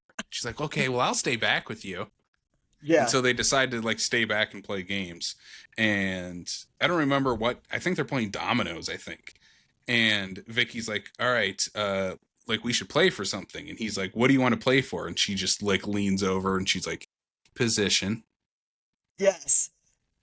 She's so good in this movie. Like she is so good in this. Like, I love the. And then she asks him, she's like, "So, like, what happened to you?" Like, and he explains like he got in an accident, but like he's hoping to walk again. And she's like, "But does everything work?" Yeah. You know, I like that this movie. I mean, obviously, like there's a bit of a like tragic dark humor in he's like, I'm not going to be in this wheelchair for the rest of my life. And like, You And then know what from happens to him? Yeah. I mean, yeah, like you know when he says that, you're like, oh, that motherfucker's dead in the next scene. Like 100%. Like he's not gonna survive. But I like mean, he this has the movie, kill of the movie. oh, he does for sure. Like it's so good. It's one of the most tense kills too. Like it's very good. But I like that this movie isn't necessarily like I don't feel like it's demonizing these kids for having a libido and wanting to have sex. I don't feel like it's never making fun of him for being in a wheelchair. If anything, it's like he's a very capable person. He's beating everybody in arm wrestling. Like He has a he's a cute very girl all over him. Like, yeah, like he is just a normal character in this movie that like happens to be in a wheelchair. And I like that I mean, you know, the death aside, like you could take that one way or another. Like, yeah, maybe you could make the argument that it's a little tacky, but it's also not like also, if you have a everything that character led in a up wheelchair, to you it. got to do something with that. Well, Imagery yeah, wise, you have to do something with it. exactly. And so it doesn't feel like it doesn't necessarily feel like the movie is trying to make you laugh at the fact that he's going downstairs in a wheelchair. If anything, it just kind of adds to the shock value of like, oh damn, he just got a machete to the face, and like it's so much worse than that because now he's going downstairs. But also, You know? it's the release of that because his death is a shock because it's like, boom, Oh like yeah, machete it to the comes out of face, nowhere. and then you see like his wheelchair go backwards down the step, and Yep. I think it's really funny. I mean, it is a little funny, but And I feel like it's kind of cathartic in a way because you get the jump scare, and then it's like, oh no, then he's going down the steps, and it's kind of funny. yeah. I really like this character in general. Just honestly, all of them. Like I like Ted. I like Ted at the bar, who has he just keeps collecting beers every time it cuts back to him. He's just got more empty beer bottles in front of him, and the bartender's like, "You want me to clear any of these for you?" And he's like, "No, I like to keep a record or something like that." And she's like, "Well, don't call me when the bar collapses on you," or something like that. Um, and like all of the conversations that he's having with Paul and Ginny at the bar, like they're so funny, they're so real. And then when Paul leaves and he's like, as soon as this bar closes, you need to take these people and go back to camp. And he's like, oh yeah, of course, of course. And Paul leaves, and the first thing he asks is he turns to the person next to him at the bar and he's like, so is there any places that are open after hours? Like, Whenever I know you haven't watched this movie, people, please let Sam know he needs to watch Wet Hot American Summer. I am aware. I do need to, yes. But whenever they go into town, it reminds me of the scene. There's a scene in Wet Hot American Summer where they go into town, and it's one of the funny. I mean, that entire movie is so hilarious, but it's like one of the most like shocking, like what the hell is happening in this movie moments when they go into Yeah. town. And then they come back into town. It's like, oh, it's so much fun to go into town, even just for an afternoon. And that's all I can think of every time when these teens go into town.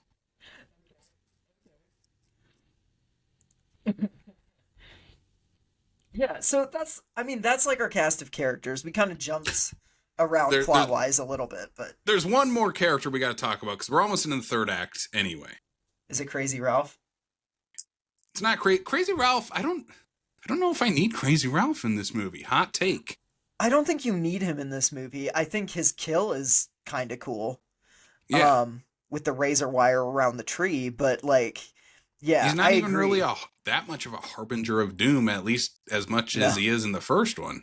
no, it just again, it kind of feels like they bring him in to be like, you remember Ralph, and then they fucking kill him. Yeah. Like it's like, oh man, they're just killing everybody from the first movie because the first two kills are literally Alice and then Crazy Ralph. So Yeah, I don't and I know. feel like since we're talking about sequels where you bring characters back from the first one, Jaws 2 handles its returning characters so much better than Friday the 13th Part 2. No shocker there. Fair. Yeah. But the character I'm talking about is the town sheriff, who is he is wearing the most movie sheriff costume ever. It so funny. Like he came right out of a Spirit Halloween, yeah. He has blue jeans on, a tucked in button up, and a tiny little sheriff badge. Yeah. It's all he has. So good. I'm like, they had a full on cop in the first movie on a motorcycle. Where's this bum? Also, the way I love the scene after he catches Jeff and Sandra in old Camp Crystal Lake and brings them back, and he's driving back into town, and it's like a fucking shot of Bigfoot, but it's Jason running across the road, and he's even doing the fucking Bigfoot walk, like he's hunched over and he's got his arms hanging down, and he like looks over his shoulder like Bigfoot before he like scurries into the trees, and this sheriff gets out and chases him for an obscene amount of time. Like, he just will not stop chasing him, and I thought it was, like, I always think that scene is the funniest goddamn thing, because the sheriff is not in shape, and he's just huffing and puffing through the woods after this, like, burlap sack Bigfoot. Like, I don't know. I love that scene. And it goes on for so long. It's such a long scene. It's so long. But yeah, it ends great with his, with his death and all that. Right? All right, let's get into the final act. Yes. Here. So teens are starting to get killed off. Jeff and Sandra kind of get one of the other iconic kills in this, where they get the giant like spear after they've finished consummating their love together. And and again, like, okay, there horror movie remakes of slashers from like that like 2000s boom of remakes. The sex is clearly just there to appeal to, like, look, here's this blonde with big fake boobs just so teenage boys can ogle them. Granted, I'm not saying that the nudity in any of these is here for artistic purposes, but I feel like there's more of a naivety or an innocence to the way sex is portrayed, and like sex and nudity is portrayed in these earlier Friday the 13th. Like Jeff and Sandra have a sex scene that is more like it's more of a character moment, honestly. Like, it just feels like they finally have some alone time, and this is just what they enjoy doing together. Like the skinny dipping scene just feels like, oh hey, she just wanted to go for a nice night swim. Like, it doesn't feel like it's there to be like, look at this great ass, I mean, it is. That one. That one maybe a little bit, but like, I don't know. There's something about that, and I think I mean, we talked to Adam Marcus, the director of Jason Goes to Hell, specifically about the tent sex scene in his, and he kind of mentioned like, yeah, I wanted to make it so it was like real people like having an intimate moment. And I feel like a lot of modern horror, at least, well, I say modern, but like there's just not really sex in horror movies anymore, if I'm being honest. But like, I think part of that is because, God, the 2000s, like, sex scenes were kind of gross. Like, a lot of the time it just kind of felt like exploitative and not fun. Yeah, exactly. Like, I really like the My Bloody Valentine remake, but when you cast the writer of your movie in a fully nude sex scene with an actress, that's gross. Yeah, with an actress with really fake boobs in it, and just to get her running topless. Yeah, it's gross. It's on the director's and it's part, not yes, on the director and the writer's part. Yeah, exactly. Like, and I don't feel like you have that as much, especially in these like early Friday the 13th movies. Well, we talked about it when at the Screams by Night convention with Brink and Michelle Brink Stevens and Michelle Bauer, Yeah. who have been in how many nude scenes?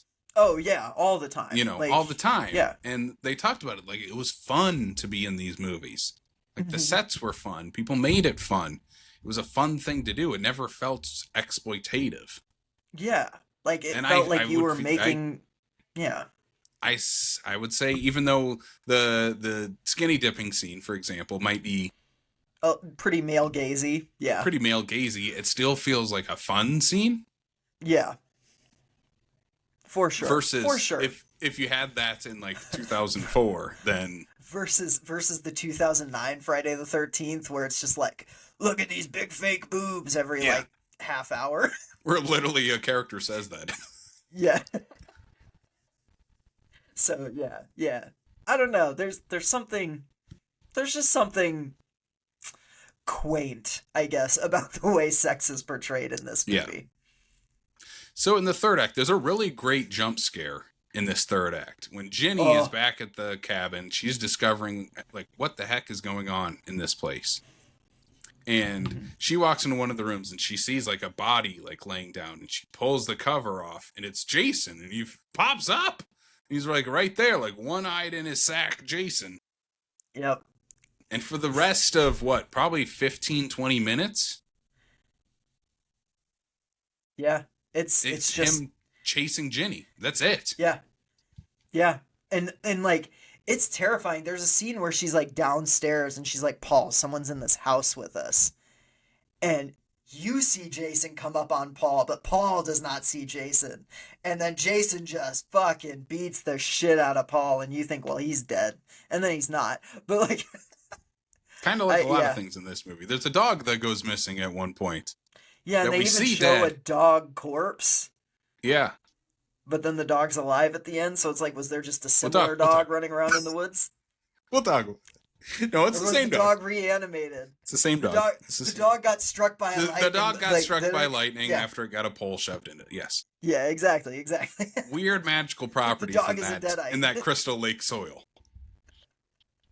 Uh, There's a scene where, okay, so now Jason's just chasing Ginny, and she goes and hides under one of the beds.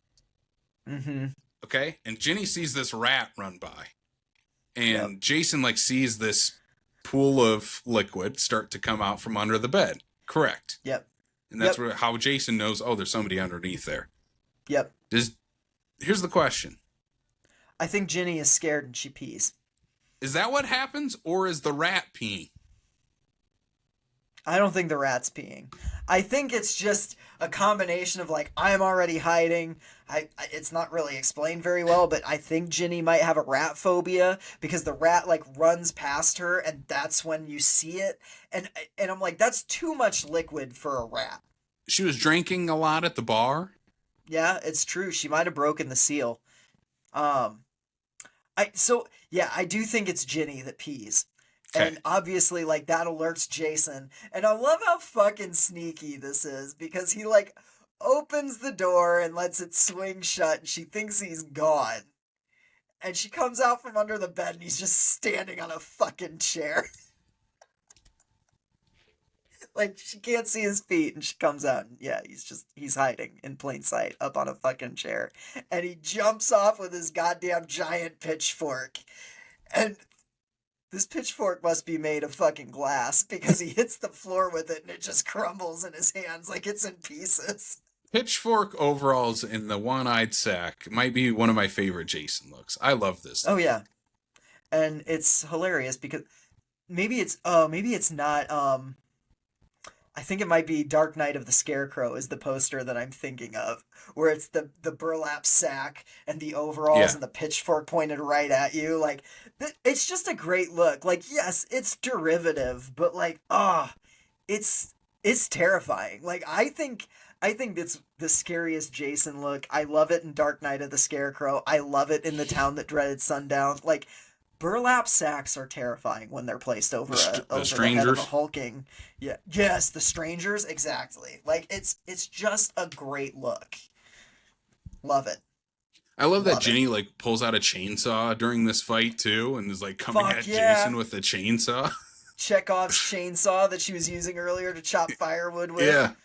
I like that it's her that grabs it because every time I watch this and she puts it away, I always forget that it's her that brings it out. I'm always like, oh yeah, that comes back later. But I'm always expecting Jason to grab it at some point. And then it's Ginny. And again, just another reason that Ginny's one of the best final girls in this series is she's so proactive and she knows where shit is. And she's like, no, this is how I'm gonna, if this doesn't work, this is my contingency plan. Yeah. And I kind of love that. Well, and again, she kind of has the ultimate contingency plan. The only one that has like some sort of mind games to stop Jason instead of trying to use brute force against him. Because that's all Jason is brute force. Yep. But she uses mind games where she ends up back in his hut where she finds Pamela's head in this shrine with other bodies surrounding it that Jason's created. And she realizes, oh, this is the boy from that story who had mommy issues.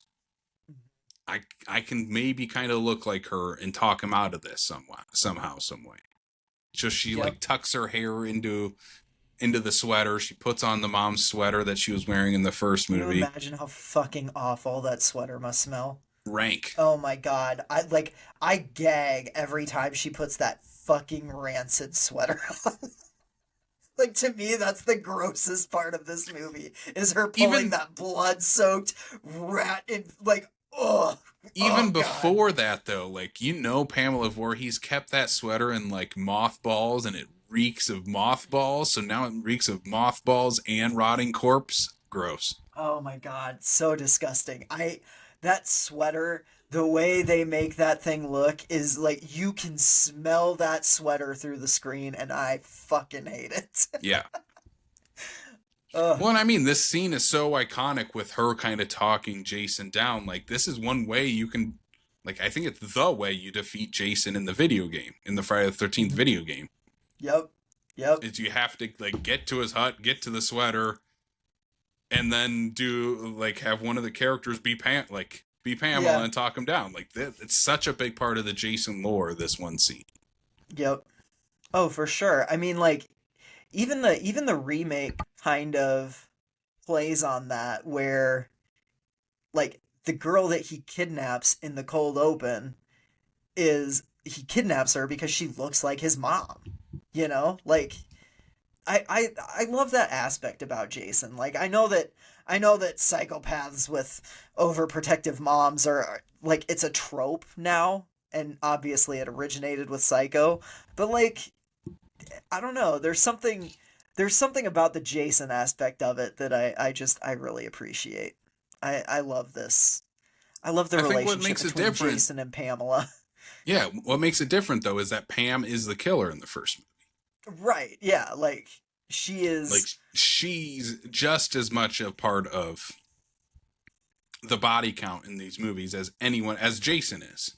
Oh, yeah. I mean, even down to the fact that, like, Freddy in Freddy vs. Jason is using the image of his mom to control Jason. Like, it's such a powerful mother-son dynamic that I appreciate. Yeah. So Ginny ends up taking the machete. She just like comes down onto Jason's collarbone and just like shoves that machete a good 7 inches into his chest. Like, it's in there tight. Oh yeah. And like, you think he might be done for. She ends up going back to the cabin with Paul, because Paul shows up at the end, doesn't really do anything. He distracts Jason for like a second. He distracts Jason for a second, gets his ass kicked again. So they go back to the cabin. It's like this happily ever after music is playing. Again, really great score, like by Harry Manfredini. Oh, God. Of course, Manfredini's all of these movies have incredible scores. Yeah. Manfredini is the secret weapon of this entire franchise. Like, 100%. Yeah. I think it's the lore of Jason. Yep. And then Manfredini's score are the two big 100%. things that elevated these movies. And each movie, the score is different enough to warrant that praise again. Like, he changes it up. Like, you've got the disco theme for part 3, which is really cool. And, like, all of them have little riffs on them. And I don't know. I love that. I love that he always adapts it just slightly enough to make each one feel unique. Like, if they ever did a box set of all the Manfredini scores on, like, vinyl, I think that'd be worth it. Like, I think that would be a worthwhile box set. They don't have a box set, but they do have all of them out on vinyl from Like, Waxwork, right? Waxwork. Yeah, yeah. If Waxwork ever did, like, a collection, like, or a bundle of some kind, like, I would totally do that. All right, help me explain this ending. Help me figure out this ending. Okay, what the hell happens here? Well, you get the Jason jump scare where like they're back and before that though, before you get the Jason jump scare, you get the dog showing up because they hear something at the door. The door opens. It's the dog that we saw dead earlier in the movie. It was dead. Like that dog was dead. Well, it was torn open, yeah. Yeah. It was dead. I mean, it's not this dog that shows up at the end of the movie, that's for sure. Brother, this is something where like a drowned and disformed 12-year-old boy can grow 5 years to 6'8" in like 5 years. I don't know. I don't worry about like the dog. I'm like, but here, okay, I'm asking because one of these is a dream sequence. There is a dream sequence here, like the first movie.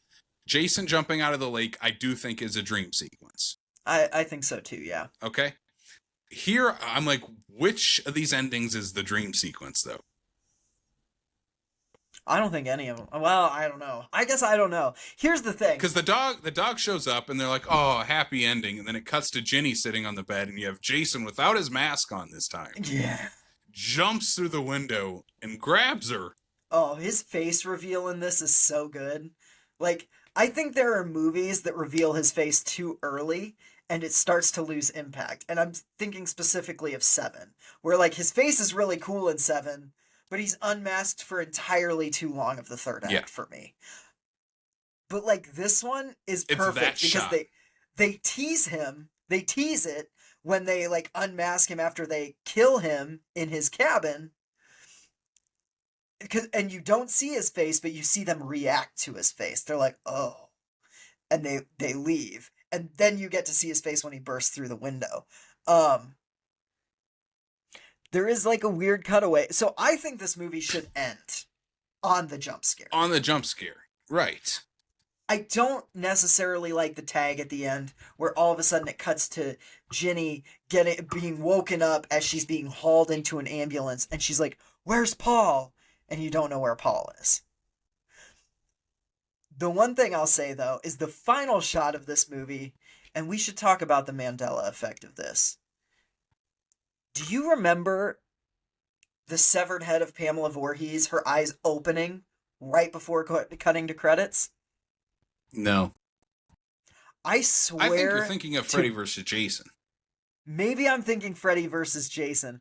I don't know, but every time, again, I've logged this movie 5 times on Letterboxd. And I've probably watched it at least 5 more times since I started posting things to Letterboxd. I love this movie. I've watched this so many times.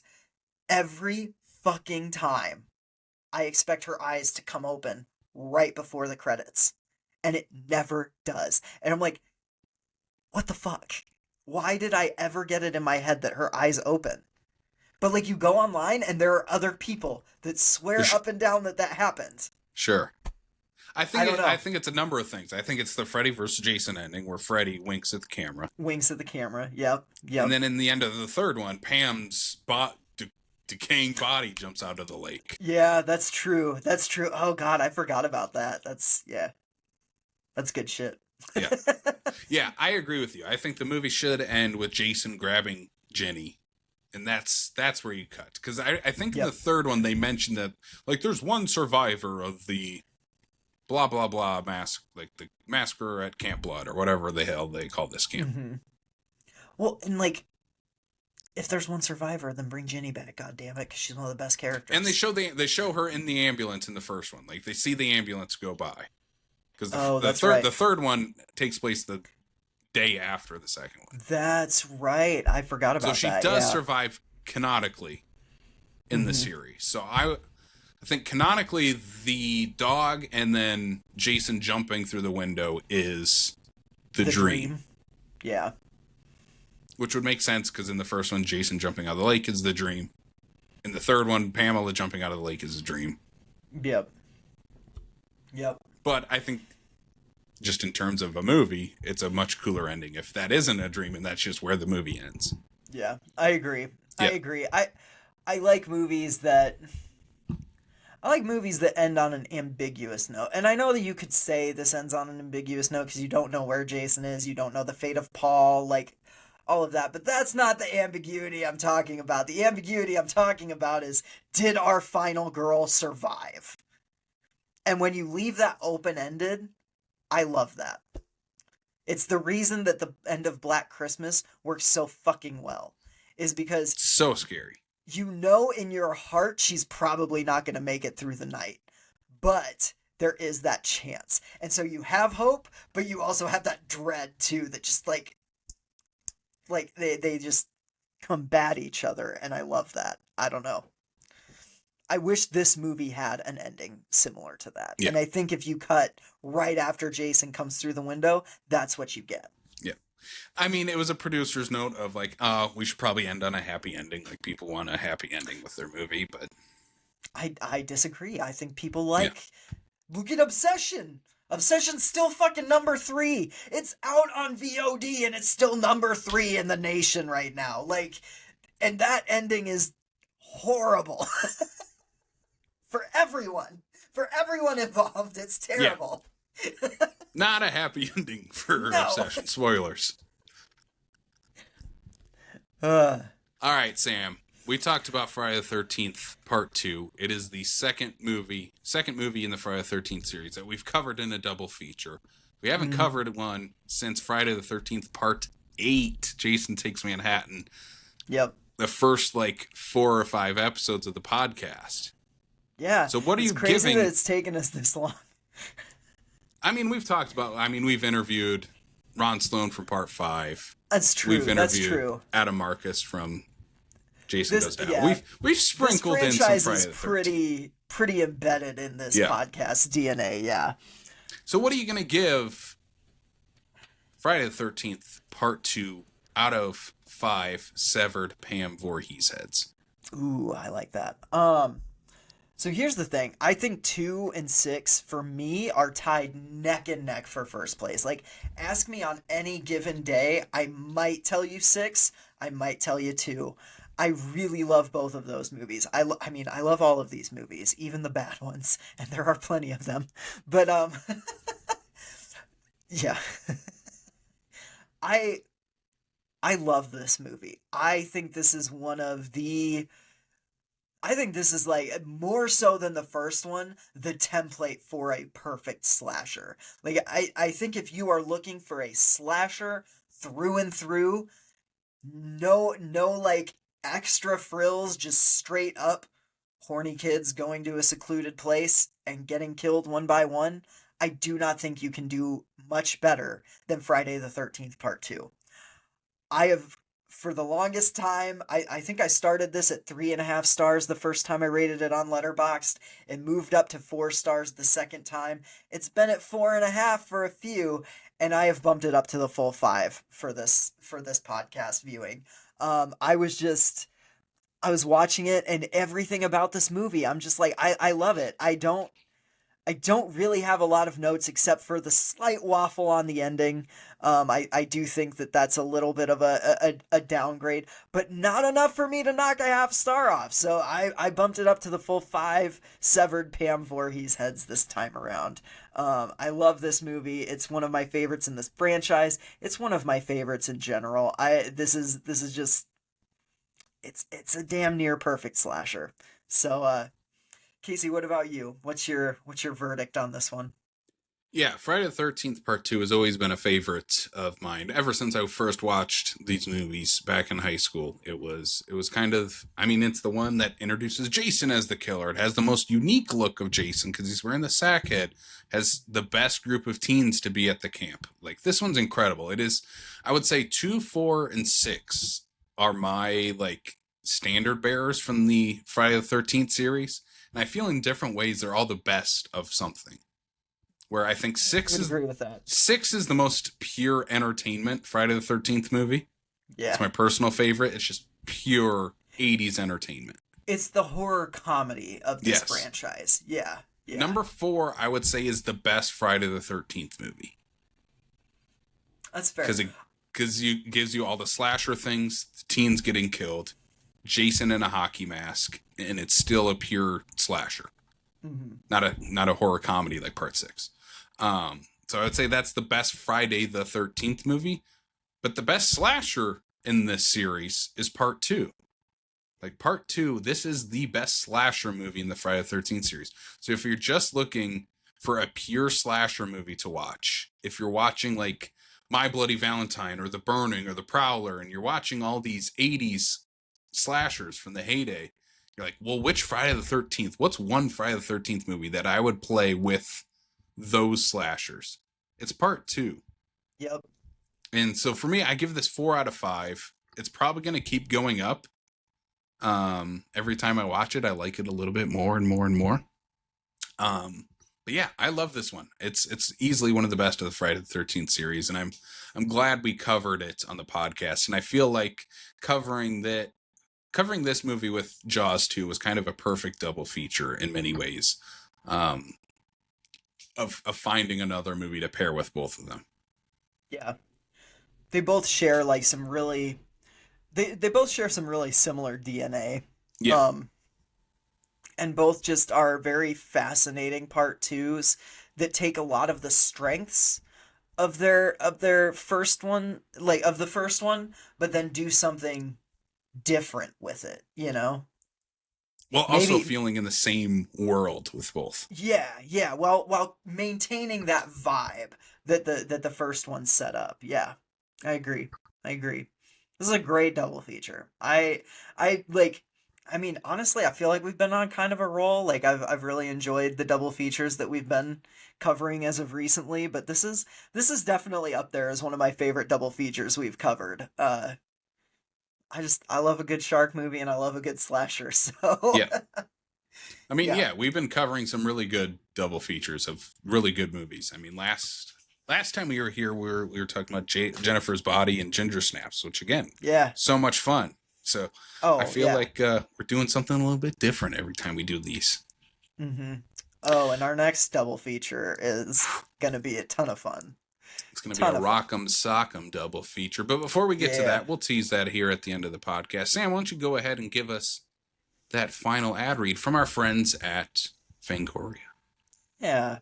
Fangoria for over 40 years has been the leading source in horror for all things spooky, horrific, and macabre.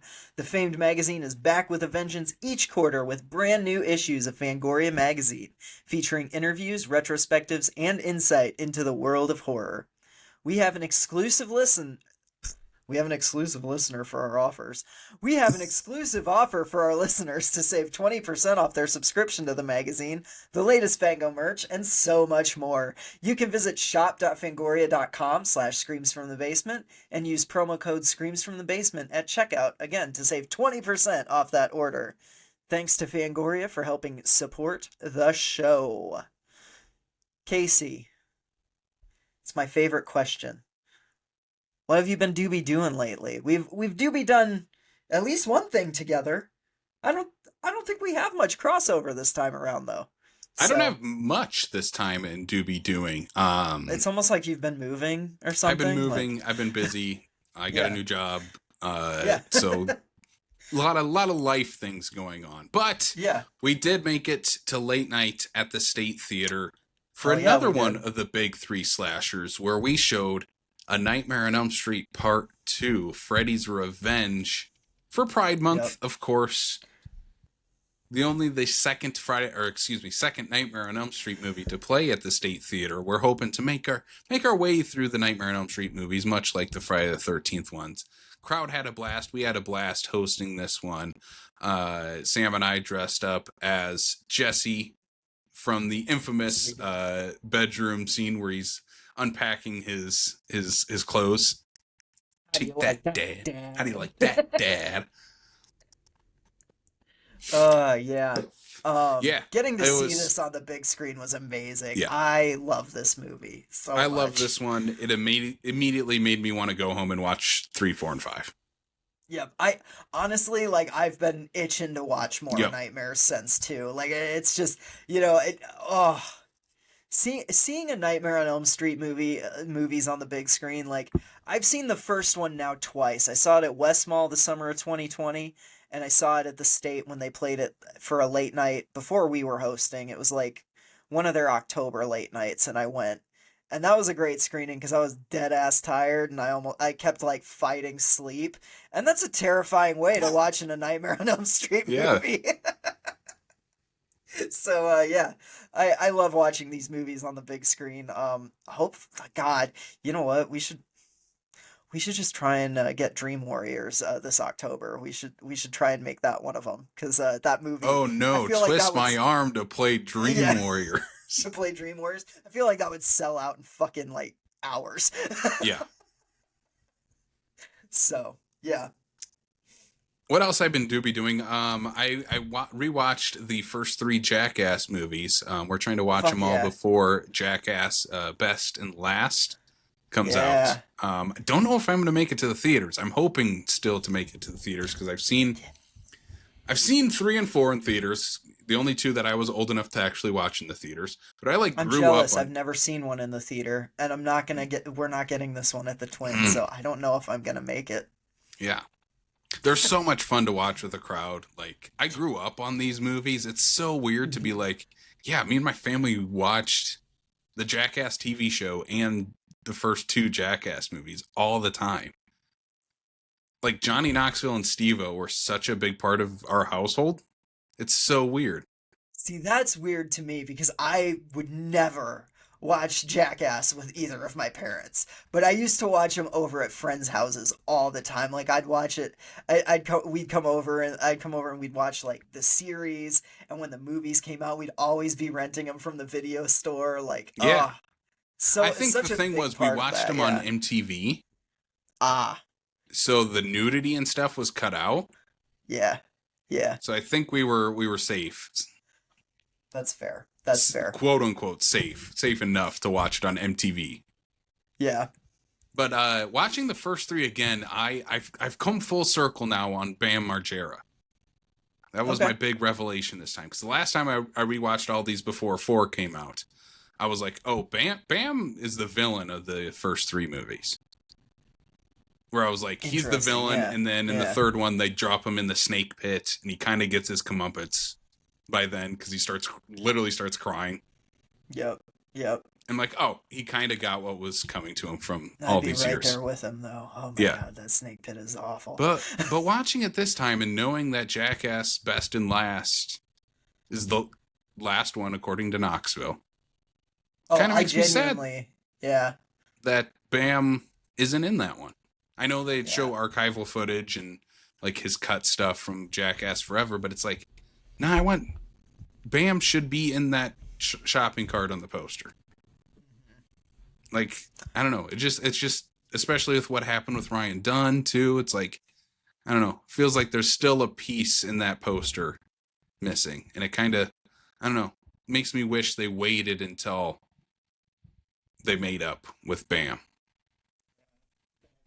So I think that's at this point. I think Knoxville and Steve-O have tried a lot over the years. From what it sounds like, it's more Knoxville and Bam that aren't on good terms. Yeah. Which sucks. But I did see that Bam's parents showed up to the premiere. Yeah. And April we're and Phil very, were like, at the premiere. yeah. April, I think, was wearing a Bam, Viva La Bam t-shirt, and Yeah. yeah, Which so it was that was nice to see. yeah. And they had said on the red carpet, like, Bam wanted to be there, but he was at a friend's wedding. I don't know how much of that is true. Maybe that is true, and that's Yeah. just, what happened. I don't know. Yeah.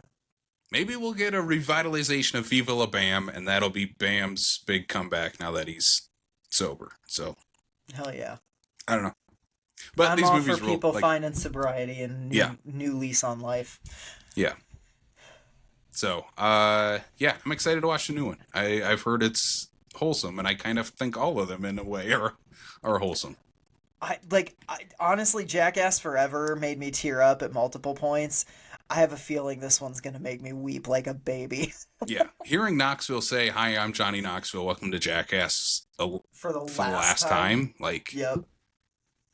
Weird. Yeah, it's gonna be strange. I know. Anyway, that's what I've I've been actually doing. been watching the TV show recently. It's so I good. brought it. It's so good. It's so fun. Apparently, some of the stuff that was on the original show that hasn't been aired since will be in the new movie, like Oh, Knoxville really? shooting himself. Oh shit. Okay. Nice. I don't know if you've ever seen that. I watched that like once years ago. Yeah, I've seen like the archival footage that like still made its way online and stuff, but yeah, yeah. Yeah. Oof. But Sweet. that's what I've been doing. Sam, what about you? What have you been doing? Oh gosh. Okay. I rewatched Roadhouse for the first time in forever because I was Roadhouse. at a yard sale and I found it on VHS for 50 cents. And I was like, fuck yeah, I'm totally picking up Roadhouse. I haven't watched this in Roadhouse. forever. And immediately after I watched Roadhouse, I watched the Family Guy episode. Toast House. Maria had never seen Roadhouse. She's a big Swayze fan. Yeah. And it was after we had watched Tu Wong Fu at our free screening at the Twin, and I was just in a Swayze mood anyway. So I was like, "Do you want to watch Roadhouse?" And she was like, "Yeah, let's do it." This movie is such a blast. I fucking love Roadhouse. Like it is an action B movie classic. Like fucking Sam Rockwell with his slutty hair and just like, oh god, everybody in this movie is so like, or not Sam Rockwell, Sam Elliott. I was like, Sam Rockwell's in Roadhouse? Not Sam Rockwell, god damn it. Oh, my brain's not working today. Sam Elliott, I'm, yeah. I'm surprised that's the first verbal slip up no, it's not even the first verbal slip up I've had. Professional wrestling icon Terry Funk is in Roadhouse. Yeah, yeah. Like this whole thing is so great. And like I know people talk about the throat rip a lot. The throat rip is great. The fucking polar bear is my favorite part of this whole Yeah. movie. So, yeah, we watched Roadhouse. Maria watched it for the first time. We both had a fucking blast with it. It's a great movie. Uh, Not horror, but I do want to bring it up because it's John Waters. We did a free screening of Hairspray for our Pride Month series. The original, the John Waters. That's not a musical, and I didn't know it wasn't a musical until about 2 weeks before we played it. Because I love the 2007 musical with like Zac Efron and John Travolta, and I thought this one was so good. Like, if you have not seen the John Waters Hairspray, totally go watch it. It is so goddamn funny. Like, they sanded off a lot of the edges, um, in the 2007 remake, obviously, but this one's still pretty great. I had a little kid sitting like right behind me for this screening, and there was a scene where a white woman is walking through the predominantly black neighborhood, freaking out like at all the black people that are there, and like, you know, she's like running away from them and screaming, and this kid behind me just like leans over to his mom and goes, "That is so offensive." You know, like this kid gets it. I love it. I love it so much. Um, so yeah, Hairspray with a crowd, tons of fun, but even without a crowd, totally recommend checking that out. Another movie I got to watch at the Twin because we did get it for a week. I missed Backrooms while we had it, but I made it to Scary Movie. Casey, I loved Scary Movie.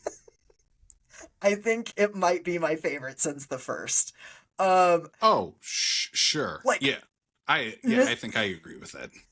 Nostalgia-based movies rarely work for me. Like, I don't care. The Force Awakens, fun movie. But I didn't need it. I didn't need, like, oh, remember Han Solo and Carrie Fisher and, like, remember the Death Star? Well, we've got a new one. Like, I don't go for those. I didn't go for Scream 5. Scream 7 was fucking abysmal. Like, but this one just worked. I don't know. The nostalgia just hit me, and I was like, "Oh my god, it's so good to see." I'm gonna steal it. They're the real core four. The Wayans brothers with Regina Hall and Anna Faris. It was great seeing them all back. Some of this movie already has aged like milk. I was totally expecting that because, let's be honest, all of these have had jokes that immediately land flat and dead on arrival. It's part of the franchise. I don't know. So yeah, I only rated it 3.5 stars because it's about a 3-star movie, but I gave it that extra half-star bump because I was like, God damn it, this is so much fun. I had a blast with this. It wasn't a Also, am I huge wrong? crowd. Special Officer Doofy still holds up. Still holds up. Oh my god, he's like the best part. He's one of the best Okay, when parts. I know this is in one of the trailers, but when he rolls up on his little tricycle and like does it like slide, Just the slide. I think it's the hardest I laughed in the theater. So good. So good.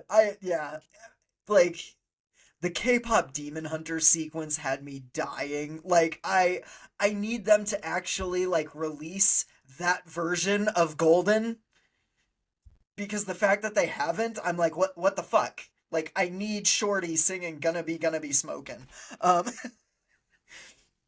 yeah, so scary movie, absolutely loved it. I thought it was a ton of fun. Um I watched the Shudder. It's a new Shudder movie called Forbidden Fruits, and it's been compared to like Mean Girls and The Craft, and it's about a group of women who work at this high end fashion store in a mall, and they kind of run the mall. They're very much like the Plastics from Mean Girls or the Craft crew or whatever. But they're witches that run a coven in the basement after hours. I liked this movie more than I loved it. I think the script kind of lets down the some of the it's like an hour and 45 minutes and it needs to be 80. The pacing isn't quite there. The script is a little uneven. I don't know if this movie knows exactly what tone it wants to have, but the 4 lead performances fucking great. Like Victoria Pedretti from like Bly Manor and Hill House, the Flanagan Netflix series, steals the movie as Cherry, who's like the ditzy blonde in the group. She's unreal. I absolutely loved her performance in this, and for her alone, it is 100% worth watching Forbidden Fruits, which is a pretty good movie that I had a good time with, but it's not going to make my top 10 at the end of the year. I'll just put it that way, you know? And then for the oh wait, no, I have two more things. One of them's just not a movie. The last movie I want to talk about is They Will Kill You. I finally watched this. It hit HBO Max. Zazie Beetz is in it as someone who takes a maid job at this high influential like it's not really a hotel. It's like a building where tenants. It's kind of an apartment building essentially, but they have like a full on maid service and everything. And she becomes the new maid, and the building is host to a satanic cult that will then try and kill one of the maids to keep their blood sacrifices going and keep their pact with the devil in line. That's all I'm gonna say about it because this movie has some twists and turns that I did not see coming. It goes to some wild places. Like the third act of this movie, the trailers did not prepare me for how weird this fucking movie was gonna be. The trailers made it look like it was going to be like a slightly more action focused Ready or Not, where it was like, oh, it's gonna be cool fight choreography, but it's Ready or Not. That is not what this movie is. They share similar DNA. I have not watched the Ready or Not sequel. I know there's like a sister dynamic that I've heard is pretty similar, but other than that, like They Will Kill You is its own beast entirely. There is a fight sequence with a flaming axe where the I don't want to spoil too much, but like Zazie Beetz has a flaming axe and is fighting off a bunch of hooded Satanists in a pitch black room. And as she's fighting with the flaming axe, people are catching fire and the lighting is coming up in the room because of all the people on fire. And it's one of the coolest fucking sequences I've seen all year. I loved it. Um, like this is like such a fun movie with some really cool action horror set pieces. Zazie Beetz is a fucking badass. Like I loved her in this. Um, yeah, Totally recommend They Will Kill You. Too early to tell whether it's going to be on my top 10, but it's in contention right now. Very, very good movie, very fun movie. And the last thing I'll talk about, when we had Spooky Chicks and Horror Flicks on our podcast for our Ginger Snaps Jennifer's Body double feature. Can't remember if we were recording when they recommended this or not, but they told us both that we needed to watch Widow's Bay on Apple TV. Yeah. Maria and I binged the first season. It's so good, dude. I love it. I love it so much. It's so goddamn funny and also has some of the scariest, like, what the fuck shit in it. Like, there's an episode, I think it's like the second episode, that's set in the creepy inn on this island. And there is one set piece that is going to make you piss yourself. Like, you specifically, I know it's going to push a certain button for you. And it is, oh no, like, it made me jump out of my seat. I was like, what the fuck? It's terrifying, but it's also like, I gotta get Apple TV at least to binge. There's a couple things on there, so I just need to pull the trigger and finally get Apple TV. Widow's Bay is 100% worth at least like an Apple TV free trial, because it's so good. It's so funny.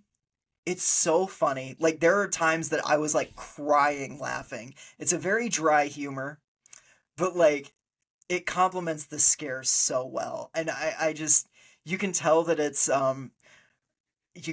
created by one of the lead writers on Parks and Rec, because at times it kind of feels like Parks and Rec just interrupted by horror moments. And I really loved Widow's Bay. So anybody that's on the fence about watching it, go watch it. It's worthy of the hype.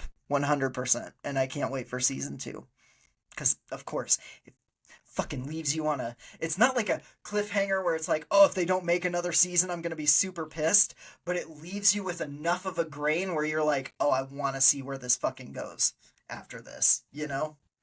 So yeah, dug it. I've sworn a lot on this podcast episode. Sorry to all the prudes who listen to this, if you are listening to it. Prudes who are listening to a horror podcast. All right, Sam. Well, let's wrap this thing up. We've gone well over 2 hours on. What else is new on this? What else is new? Maybe I shouldn't be surprised when I'm like, wow, we went 2 hours talking about these two movies, but I'm like, we are going deep dives into 2 movies plus all of our doobie doing, so shouldn't be a surprise. Yeah. Anyway, I feel like I'm sure people expect it at this point. Sam, where can people find us online if they like listening to our over 2 hour long podcast? Well, if you love really long podcasts, you can find us on Apple, Spotify, or YouTube if you like really long YouTube videos. You can also, if you like shorter form content, follow us on Facebook, Instagram, Threads, Blue Sky, and TikTok, where we post about every episode so you never miss anything. We're talking about events that we have coming up, including like a VHS swap that we have coming up on the 19th. Is that correct? Yeah, our first ever VHS swap meet in Sioux Falls, South Dakota, coming up July 19th from noon to 4 at Remedy Brewing Company in Sioux Falls. Yeah. So come buy, sell, trade VHS tapes, physical media, Blu-rays, DVDs, Laserdiscs, beta tapes, maybe. I don't know. Maybe, we don't know. We don't know. We'll have a table there ourselves. We'll be selling and swapping some physical media there as well, and we'll have some vendors out there. Hawking our wares. Hawking our wares, hawk-toing our wares out to everyone out there. So yeah, join us July 19th. More info on our social media pages for that. Yeah. Casey, if they want to support the show monetarily, how can they do that? Best way to do so is, again, by joining our Patreon for as little as $1 a month. You can't buy anything for $1 anymore, except our Patreon, and you can help support the Basement Boys and what we do. If you join that $5 Patreon tier, you can get a monthly bonus episode plus Sam's written reviews, my video collection vlogs. I'm talking about on my vlogs how this room that I'm in right now is coming together. So been putting together the home office over on Patreon. So if you want to follow that journey, follow us on Patreon and join us there. Also, you can check out our exclusive merch on tpublic.com. You can click the link in the episode description to get some super cool Screams from the Basement swag. Yeah. Well, All right, everyone. Sam, that's it. That's it. That's been the podcast. Hey, coming up soon, though, we should give a quick preview of what's coming up. Our next episode, we will have Paul Rowe from the Southern Scarers movie. He'll be talking about his analog horror movie. Next time will be Sam, in 2 weeks from now, Sam and I will be talking about the action movie double feature. Action movie. Why are you guys talking about action movies? Well, it's because we've been asked to join for the month of action with over 30 other podcasts. And this time we're going to be talking about 2 horror action adjacent movies, I would say. Yeah. They're not totally action. They're not totally horror. They're kind of in between. Yeah, they come from genre icons of the biz. We're talking Robot Jocks and Pacific Rim. 2 weeks after that, we're talking more Friday the 13th with actress Nancy McLaughlin, ex-wife of Tom McLaughlin, who directed Friday the 13th Part 6. So Nancy will be talking with us about the 40th anniversary of Friday the 13th Part 6, Jason Lives. Then we're ending this month with a movie we talked about earlier on in the show when we talked about the look of Jason Voorhees and what movie he might have ripped off. And that's The Town That Dreaded Sundown. We're going to talk the original and remake of The Town That Dreaded Sundown. It's going to be nice, hot, and sweaty to be talking about some Texas-based slashers. Hell yeah. I'm pumped to revisit both of those. It's been a while since I've seen either. So, yeah. All right. Well, that's what we've got coming up for the month. And thank you everybody for joining us for over 2 hours while we talked these 2 very fun slasher adjacent sequels. Reminder that on this show, we support trans youth. Fuck ICE. Get them out of our cities. Get them out of our airports. Horror has always been political and always will be. Thanks for tuning in, and sweet screams.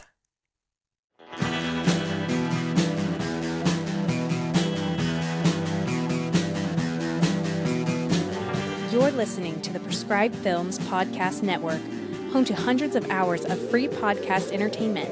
The shows on this network all have a common goal: providing you with the best discussions about movies and other forms of entertainment media. The PFPN hopes to fill your earholes with audio joy. Visit our website with links to all the other amazing shows at www.thepfpn.com. Thanks for listening.